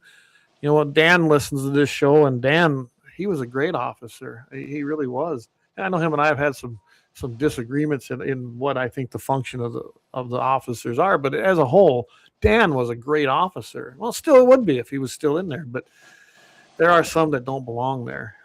There really is. And it's sad because they give the rest, like everybody, they give the rest a bad name. Now, I think in the foreign countries, like we're talking about Australia, I don't think I depend on them. Obviously, they're not going to answer that call, are they? They're not going to do nothing. And I've heard that more often. You see it in Europe, some of the things that have been going on over there. And then where's the cops? Oh, well, they're there a few blocks away, just monitoring the situation rather than taking care of it. Yeah. Well, they got their roller coasters and their fancy hat and their little stick, and they're productive. They're doing their job, right? Funny is, what happened on the Bondi, I think they say it's Bondi. I heard, the beach over there. Two Muslims, let's call it. I seen a gal today. I've seen Jack Posobiec. Is that how I pronounce his name? Anyway, Jack was actually on Steve Bannon's show. He called it out today. He goes, he was basically what CIA, I think is what his job was. He goes, this is an ideologic war. He says, this is a war with Muslims and non-Muslims, whether it be Jewish people, whether it be Christians, Catholics, name your denomination. It's a war against non-Muslims. And he's right. And all these attacks we've seen. Now they're saying that one in Ohio, there was a professor also that was shot and killed, and they figured that's related. I'm telling you, what did we see here just recently with the two National Guard members? This is what they do. the Muslims in this country, they are trying to implement Sharia law. We're seeing it in Dearborn. My goodness, Dearborn's a wasteland. And that's what they do. When they project their call to prayer, that's more to just say, hey, listen, we're here. We're not going away. You know, why don't we project something every day like our chimes or something? Let's answer them back. National anthem every national anthem every time they do that. But no, we don't. Church bells. Church bells. Just church bells. Let them ring. They hate Christians. I've personally read the Quran. Do I recommend it? No. If you do, you should. It's hard because you got to read this thing in small doses. But the pillars within the Quran, they advocate this to all of their members, their followers, their cultist membership. And if they can't convince you to basically join, to go over to their side, they are supposed to do away with you. That's written in there. I'm not going to say the exact word. Or a blood tax. Or blood tax. I don't remember the term. It was incredibly difficult to even pronounce. But the blood tax, either you pay the tax or, you know. Yeah. Yep. But you wait. We're going to see this great experiment and how it turns out in New York City, starting January 1. Some of the people that guy is already appointing, I don't see good things happening. Yeah, you're right, Leon. He goes, they conquer now through dumbass liberals. Well, look what's happening. Just go to Minnesota and take a look what's happening within the Somalian communities. Enough said. I mean, that's really, if you don't know, you're not paying attention. We got problems in Fargo. We're starting to see them in Bismarck, David. And I'm up there. I'm starting to see them. They're becoming almost clannish. They're not to be trusted, plain and simple. I know that there was talk of a mosque being put even in a little town not far from me. And when that came up, I actually attended that meeting. I said, well, I can tell you right now, I'm going to slaughter pigs. I'm going to take everything. I'm going to take the blood, the entrail. I'm going to spread them on that ground. They'll never build a mosque. I don't want them here. And that died fast, thank goodness. That never came to fruition around here, which is great. So anyway, Australia. Now, I don't know. Australia's got some pretty tough gun laws, but they're all trying to say they weren't tough enough. Have you been hearing this? Oh, yeah. I mean, they get out there and all their government leaders get up and say, well, we got to do more now. Really? You pretty much disarmed the populace. They took all the guns. I mean, there was what, you could have a shotgun and some single shots. I'm not even sure what they could all have. But I mean, I know that lever action Winchesters were confiscated in a buyback, which they can't ever buy them back because they never owned them. It's just a paid confiscation. It's potentially a plug for another show, but Mark and Sam After Work, it's a couple that runs a performance shop for automotive, but their passion is long range shooting. They will not compete. They shoot ridiculously long distances all the time. And that's actually what got me myself hooked into long range shooting. Okay. And on their show, on their YouTube channel, they've been talking about and explaining on how their government has been pushing to restrict even more and take away even more stuff. There's less firearms altogether, the ability to buy ammunition or reload ammunition. They've been on this battle for some time. And to the point now is like the shooting, I feel, is going to be like the good old fashioned Obama. Don't let a crisis go to waste, you know? Yeah, David Axelrod. Yeah. That's about it. Don't let a crisis go to waste, especially from that side of the aisle. And they don't. I mean, they make everything. Look at Schumer on the floor. What was he touting? Gun control. More gun control. Yeah. Why is it always the fault of the legal gun owner and never the person who did it? Seriously. Yeah. I always like to, I know why, but in all reality, they always want to blame those of us that own. Most of the guns in this country are owned legally. They truly are. I mean, right there's a great example. Look at that. Yeah. There's a healthy collection back there. I mean, according to what the liberals say, me and Corey should be dead because these guns should have jumped up and killed us by now. Well, I mean, you pet them, right? You know, scratch them on the ear. I must pay them off, or I don't know. I'm just telling you that it's never the gun's fault. It's never the item's fault.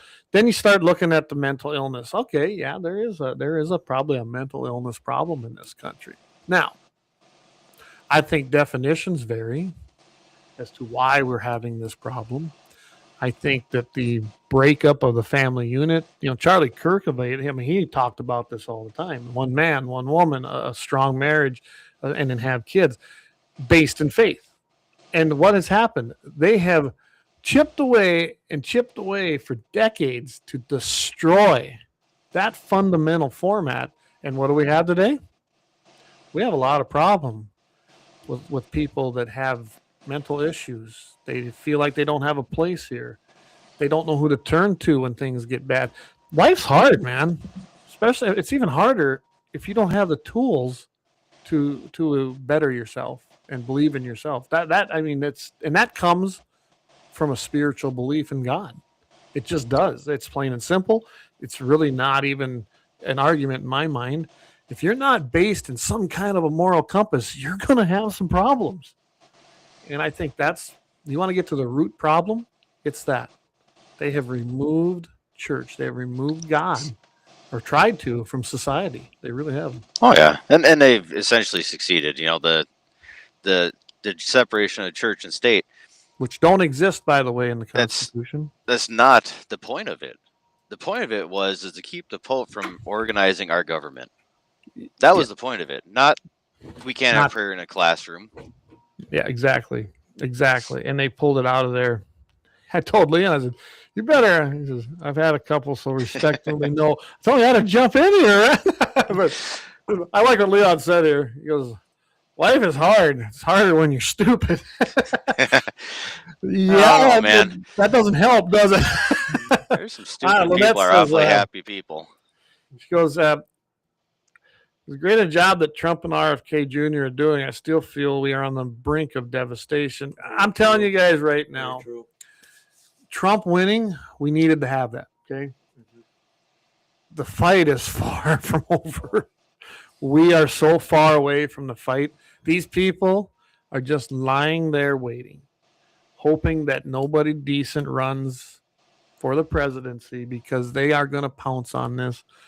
Who are they going to run? I don't know. There's a lot. It's a long ways from the election yet, but let's focus on the midterms. I'm not worried about the presidency because if we can't retain the House and the Senate and replace some of the people in there, just because we own the House and the Senate doesn't mean we're getting anything done.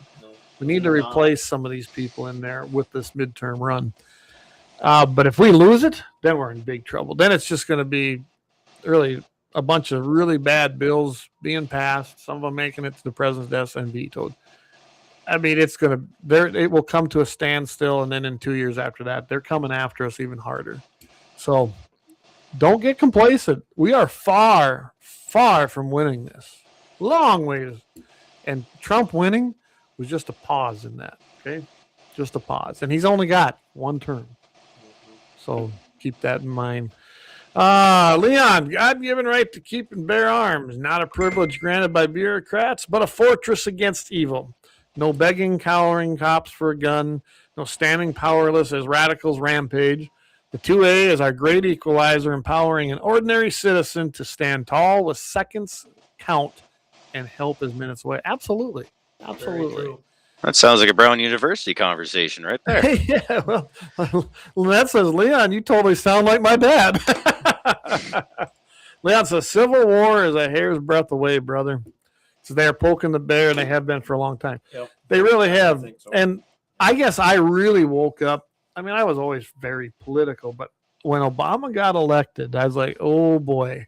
It shows you how strong possibly our country was at that time, because we made it through Obama.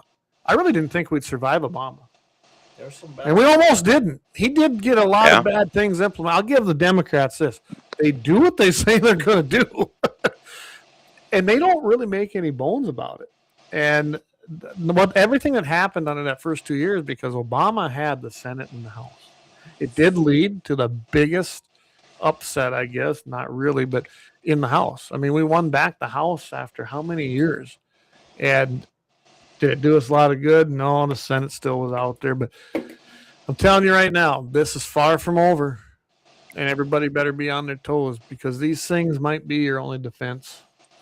Seriously. It'd be like the old Reverend Brown, right? A Bible in one hand, a gun in the other. That's going to be our saving grace. Not Peter Paul. We've been in a civil war for decades, but only one side has been fighting. Boy, there's a lot of truth to that, isn't there? Mm-hmm. I do believe that, too. I was very prepared after, that's when I started, pumping up those numbers, as I always say. I wasn't going to be the amateur number guy. I mean, I can tell you this. I'm prepared. I'm getting there. That's all I'll say. And David, just make it down here, okay? Yeah, we got a good barbecue, We got plenty of game because I don't let no one hunt, right? Right. And I always worried if things really fell apart. Well, guys like me, I'm very protective of my water, my food, my beef herd, everything on this place. I guarantee you, it's not a free-for-all. And if that time came in where things got that bad and you think you're going to steal from me, ask yourself if your life is worth it. Because you might be the one on the barbie. If it's that bad. That sounds rough. It's probably stringy and gross, Probably. Yeah, liberals, they don't eat much but veg. Anyway. Oh, goodness. We're really going down. I'm not even drinking tonight. They're grass fed, so I mean. Leon says this time around they imprison folks, weaponize the DOJ, and they're trying to damn us to disarm us. You're right. We never saw a time like we did under Biden, and they got close. I guarantee you, if Trump wouldn't have won this time, we'd be in a world of hurt right now. And not everybody would be going along with us. They would call us the crazies and the radicals. Well, they still do. Well, they do, but they would have really ramped it up. I really do. If you've never read the Atlas Shrugged book, do it. I'm telling you. The movies were good, but read the book. I'm telling you. As long ago as that book was written, really, and I bet you've read that, but Atlas Shrugged, go read that book or at least watch the 3 movies because we're there. We really are. All right. So what we got to do this. Unless you want to go more into we're getting up against the clock because I like to keep it at 2 hours, but plain and simple, all these things we saw with all the shootings, I think they were orchestrated. I truly do. I don't think that they were by random acts. I think they were done by one particular group. That's Muslims. Because if you go look, that's what we're finding out. And they were targeting conservatives. That one out there at the university ended up being a Republican vice chair or something. That they Ella Cook. There you go. What was her name? There you go. Vice president of Brown College Republicans. Yep. There you go. The other fatality was Mook Hamid Aziz. Nice gentleman. Recent high school graduate. So and he was in studying college, to be a doctor or something, wasn't he? I'm not sure here. I just did a quick look here. Yeah. Apparently 40 rounds were fired into a crowded classroom. Perpetrator was Claudio Manuel Neves Valentin, 48-year-old Portuguese national and former student of Brown University. Wow. So there you go. It says after a 5-day manhunt, authorities discovered him dead in a storage facility in New Hampshire. So they actually found him today, dead in a storage unit. Oddly convenient, really. Oddly convenient, ain't it? Why do you lock yourself in a storage unit, or I'm assuming it's locked. Targeted attack, but random. Guy, is dead, but wasn't planned.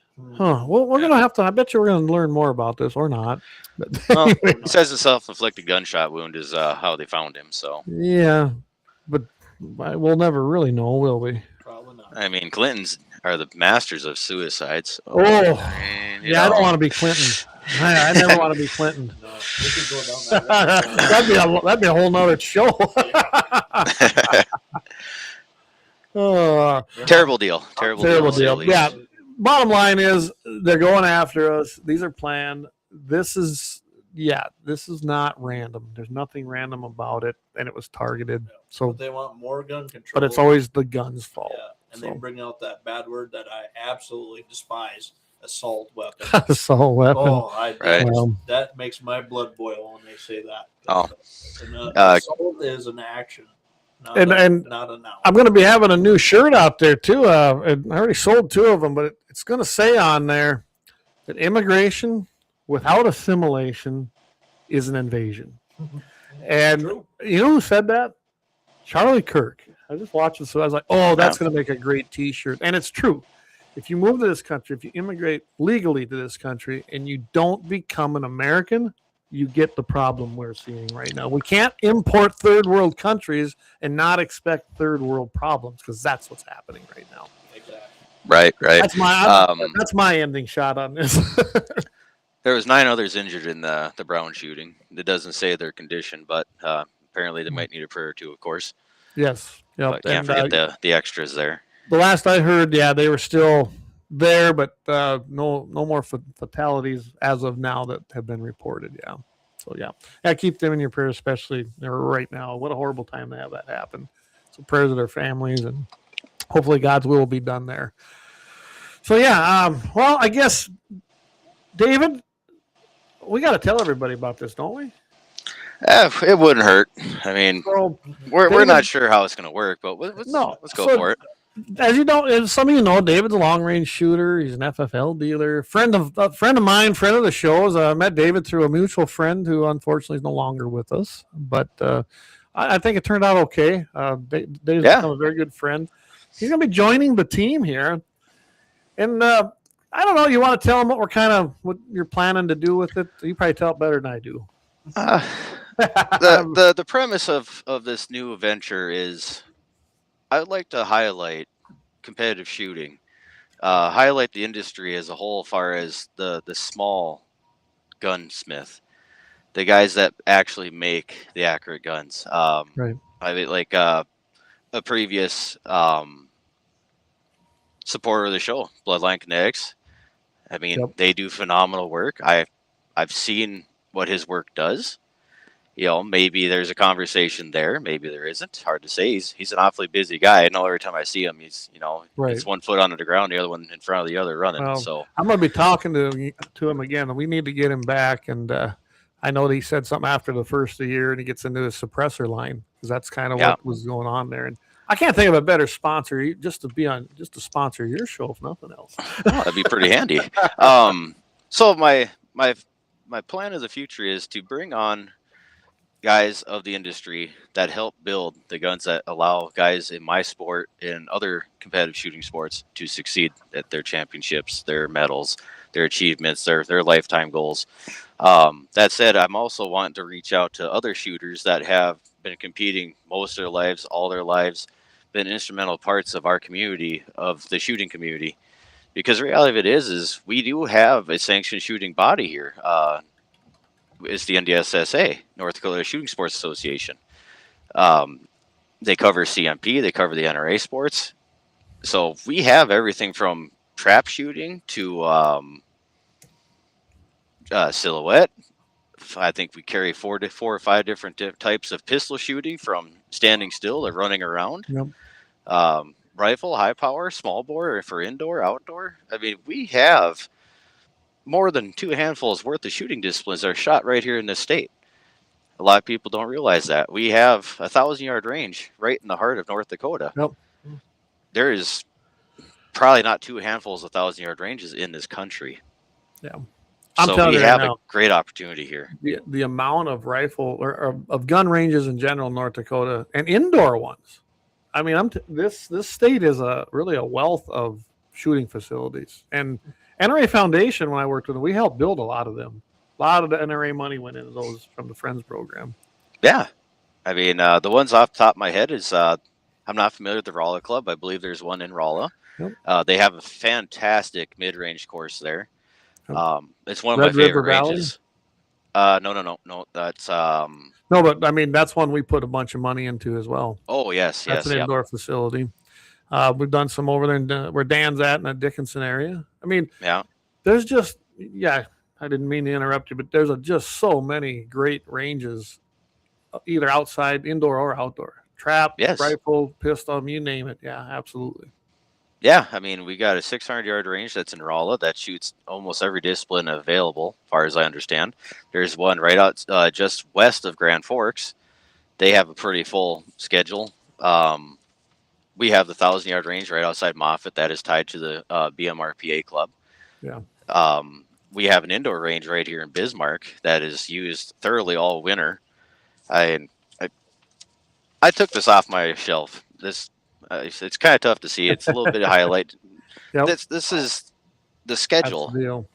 Holy moly. The schedule of every shooting discipline shot in North Dakota.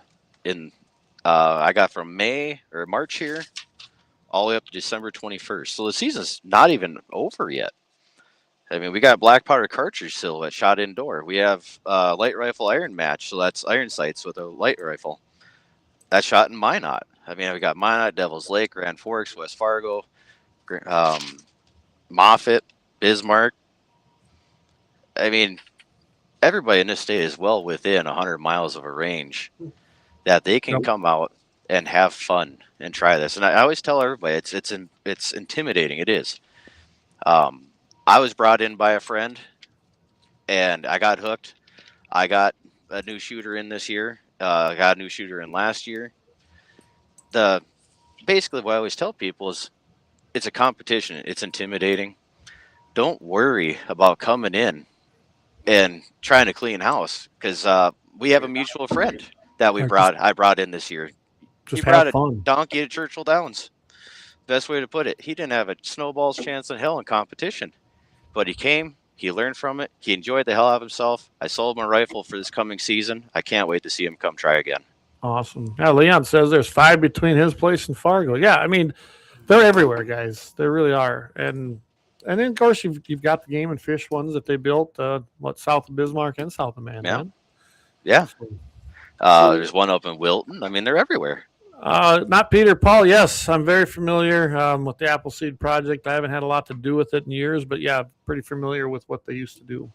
Maybe that's something we can talk about at some point, guys. Give us some more information, Dave, on your show, or how to get involved, or more, a little bit more on that. Can anybody do that? Or because I'm a South Dakota resident, could I absolutely join or whatever?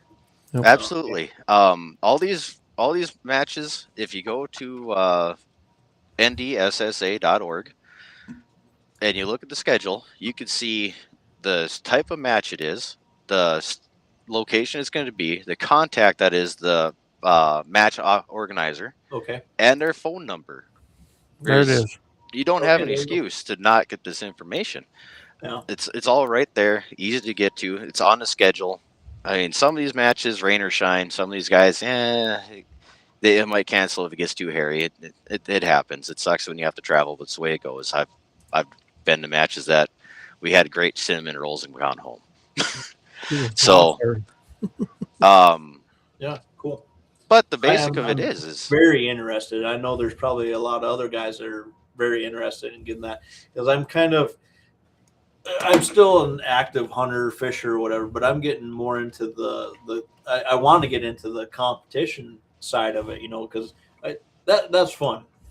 I mean, shooting against people, and having a good time, and seeing if you can really, nail the target or whatever, I mean, because I'm very novice at this. So it's extremely interesting to me, and I want to learn more and get more involved. The basics of it is you come to a match, you sign up, and it's just like any other social function that you don't know anybody. Everybody looks at it like, who's a new guy, whatever. And realistically, it's just the way society is. You see a new guy who's a stranger, you guys walking around with a gun just like the rest of us, but I don't know. Yeah. And but basically what it comes down to is keep trying, just be friendly. Don't expect a lot on your first couple times out. And when guys start realizing that, hey, this guy is new, he is a low skill shooter, you're going to have guys that are just looking at him like, this is going to be my new pet project. I'm going to see if I can get this guy to shoot better this year. It's happened to me. I I can honestly say I can thank my first championship to one of the Canadian World Team shooters. Oh, wow. Scott Kyle, from the beginning, seeing that I was struggling and didn't see little things, and he dropped me little crumbs along the way. So I got to say 100%, if it wasn't for the day that he watched me struggling fighting with the equipment that just wasn't up to par, he gave me little bits of advice, and it got me my first championship. So I got to completely say hats off. This is not a journey that you do by yourself. It never is. Nothing like this. I mean, I could tell you everything I know. Scott could tell you everything he knows. Drew Rutherford, another US shooter. There's a wealth of knowledge there. Well, and then the camaraderie with the guys. I mean, yeah, and then you get your bragging rights here and there or whatever. But meeting new people and getting to enjoy it with fellow people that like to shoot. I mean, I'm all about enjoying and that, and I am pretty competitive myself. But yeah, I have got a lot to learn. I do know that. So yeah. You know, but to make a quick point of it, when you show up to these matches, you register, you sign up, your name's on the board, and you look at that scoreboard, and you're like, holy crap, I'm getting smoked. You know, it's like, wow, this looks awful. And the reality of it is, it's a competition amongst everybody. That is true. At the end of the day, you are competing at your level. So, as if anybody follows Guns in the 701 on Facebook, you'll see that I tag Guns in the 701 after every one of my matches because I get support from Guns in the 701 for my shooting. No, I like watching your posts. Well, and here's what we can do when we get our new website launched here. Sounds like that's going to happen now. I just talked with her basically the first of the year. Maybe we'll put a link on there to North Dakota Shooting Sports Association because that's probably the best place to find it. Then if you can't remember that, you can hit GAT701 and check it out. So yeah. Well, and if I remember right, David, on the new show, we don't have a name yet, but about once a month is what we're looking at. Start off with. Yeah, we're gonna try. You can do what you want, but I think that's what if that's where you want to try it, great. If you want to go more, we're good with that too. I think what's going to end up happening is the few guests I have approached, they are very, very busy. I mean, guys are traveling, guys are all over the place. Some of them have, easy schedules to work with, but the basics of it is I'm trying to make it where it be a live thing where we can get a little crowd feedback just like we do here. If not, if I can get something put together where I have a scheduled plan, because the thing is that this is going to be an exciting time. We are going into the world cycle in F class. Yeah. So we, much like the World Cup, F class has a world cycle. So we're coming back into that. So the guys that are on the teams, they're starting to get serious. They're going to start making more matches. They're going to quit testing. They're going to start applying and practicing. And there's nothing more infuriating and touching at the same time to be within arm's reach points of beating one of the world team guys. And then they go, yeah, I've been testing new bullets today. I mean, it doesn't matter if they're testing or not. It's just nuts. They just will reach out and poke a hole in the target with their fingers, those guys can shoot. But when you get into this stuff, but let it be known that you compete on your own level. So, like, there's a high master, master, expert, sharpshooter, and marksman. There's different. It's based off percentage of accuracy. So, like myself, if you've seen my post this year, you'll see that I would say like I took 4th overall, first in my class. So I outshot everybody that's in my bracket, but I still look at the overall. And I mean, I have 3/4, a 3rd and a 2nd at the 1,000-yard, a 3rd and a 2nd at the 600 this year. I didn't make the tour I wanted to make, but it worked out. I can't say enough for the support. It helps.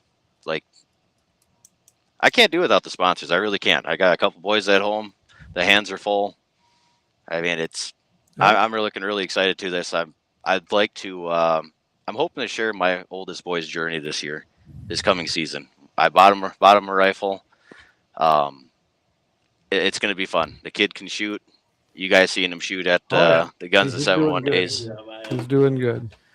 So it's gonna be fun. Well, I'll tell you what, everybody, we're getting past that 2 hour mark. But David, you definitely know 3 hours. We're not Rush Limbaugh. No, anyway, Dave, we're looking forward to it. I think it's going to be a great addition. I do, and I'm really looking forward. And yeah, what an exciting time! Have your son starting out. I think that'll be part of your show. It better be part of your show. I mean, we want to see that. It's going to be fun. It really is. It's. I do got to update everybody on something here. So Jamie had sent a message here. So he had put out there the Coyote Rifle Steel Challenge. I unfortunately can't be there. I want to be down in Black Hills ice fishing. It's taking place, I believe it's January 19th, 20, whatever that Saturday is, I believe. Challenges, entry fee is going to be $20. You have 5 seconds to send your shot once you're in the shooting position, starting out at 100 yards. Whoever hits the punch out on the gong moves into the next round at 200 yards, and so on until we get a winner. As far as the rifle goes, we'd prefer you keep it real. We seriously doubt too many people hunt coyotes with something like a 338 Lapua 20-pound bench rifle or a 50 cal. 300 Win Mag, 7mm PRC, and the like would be fine. You can shoot offhand, off a bipod or tripod, no heel bags. We appreciate a confirmation that you're participating ASAP. Thanks to JD, Axel, myself, and everybody here at Guns in the 701. So there you go. You have it. So yeah, we're going to be putting this on. Jamie and Axe are going to be running it. Like I said, I didn't know when it was going to be, and they picked a date that I already have things scheduled. So you want to keep that in mind. It'd probably be a good time. Hopefully the weather turns out. And I imagine it's going to be the 17th. That's the Saturday. So let Jamie know, or you can email us. Email guns@gunsinthe701.com, or if you know me, go ahead and contact me, and I'll get that information to them. Or, of course, Jamie or Axe, if you know them. That'd be the easiest way. But if you need to, email guns@gunsinthe701, and the messages, I'll definitely get them, and I can get it to them. Dougie says, did you see that? I didn't know I couldn't use my Lapua or my 50. Shoots off. It's private land. He can use a 50. We know that. You go. So, We just made some rounds for my 338 tonight, so. By the way, I'm going to not do the happy ending, but tune in tomorrow morning. I think maybe I'll use that one. I think I'll send this one to Todd because it's a good one, guys. You're going to want to listen to this guy. I mean, there's a hammer involved. You're going to want to. We got time. You're going to want to tune in. And I got a good picture of the guy because, he's an outstanding citizen. Just model. Every child should follow suit, All right, everybody. Looking forward to it tomorrow morning. Again, Mitchell in the morning at 7:15 Mountain, 8:15 Central. Leon comes live at 5 o'clock tomorrow night. Mountain time, 6 o'clock Central. Sunday Sportsman Devotion with Vance Bishop at 7 o'clock Mountain, 8 o'clock Central. And then right back here on Wednesdays, except this is the last live stream for the year.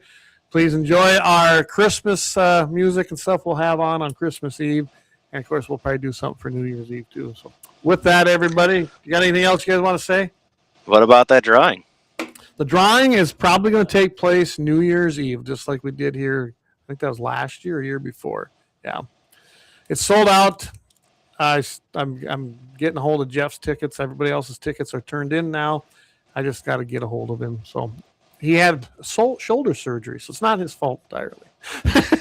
So, yes, it hasn't happened. Everybody's in. Tickets are sold out. And I think we're going to do it New Year's Eve night. Stay tuned to the Facebook page or Twitter page for Guns in the 701. And I'll be announcing it. And if nothing else, I'll get on here live and just broadcast it everywhere and let everybody know, listen, here's where it's going to be if you want to watch it. So, or if it works out, David, we'll see. I may just drive up there and get you and Paul, and we'll just draw it. Have your son draw it again. Yeah, it seems to be pretty lucky. I haven't won yet, so I'm not sure how lucky it is. Might have to pick a different kid this time. I don't know. I'm in against the watch. Leon says that Bob Wheeler's gonna and Michael Coachman gonna be on tomorrow night. There you go, guys. So, that's gonna be a spicy. I don't want to miss his Christ OS. That's another great thing. I'm happy where we're going. I think we're gonna be expanding, and we'll keep you in. We got some I've got some plans definitely for the next year. So, guys, have a great evening. I appreciate everybody tuning in. Thanks to our great sponsors, LAUER Auto Repair, Kalon's Auto Service, course, Horton LaserCraft, and Little Angry Man Arms. Of course, Slash H Ranch, the greatest red Gelby beef on the planet. I'll see everybody after the first year, although I will be broadcasting our little segment Friday. And there's no segments on Friday for me on Mitchell in the Morning. Leon can let you know tomorrow night if he's going to do some the last 2 weeks of the year. So thank you again, everybody. Keep your power.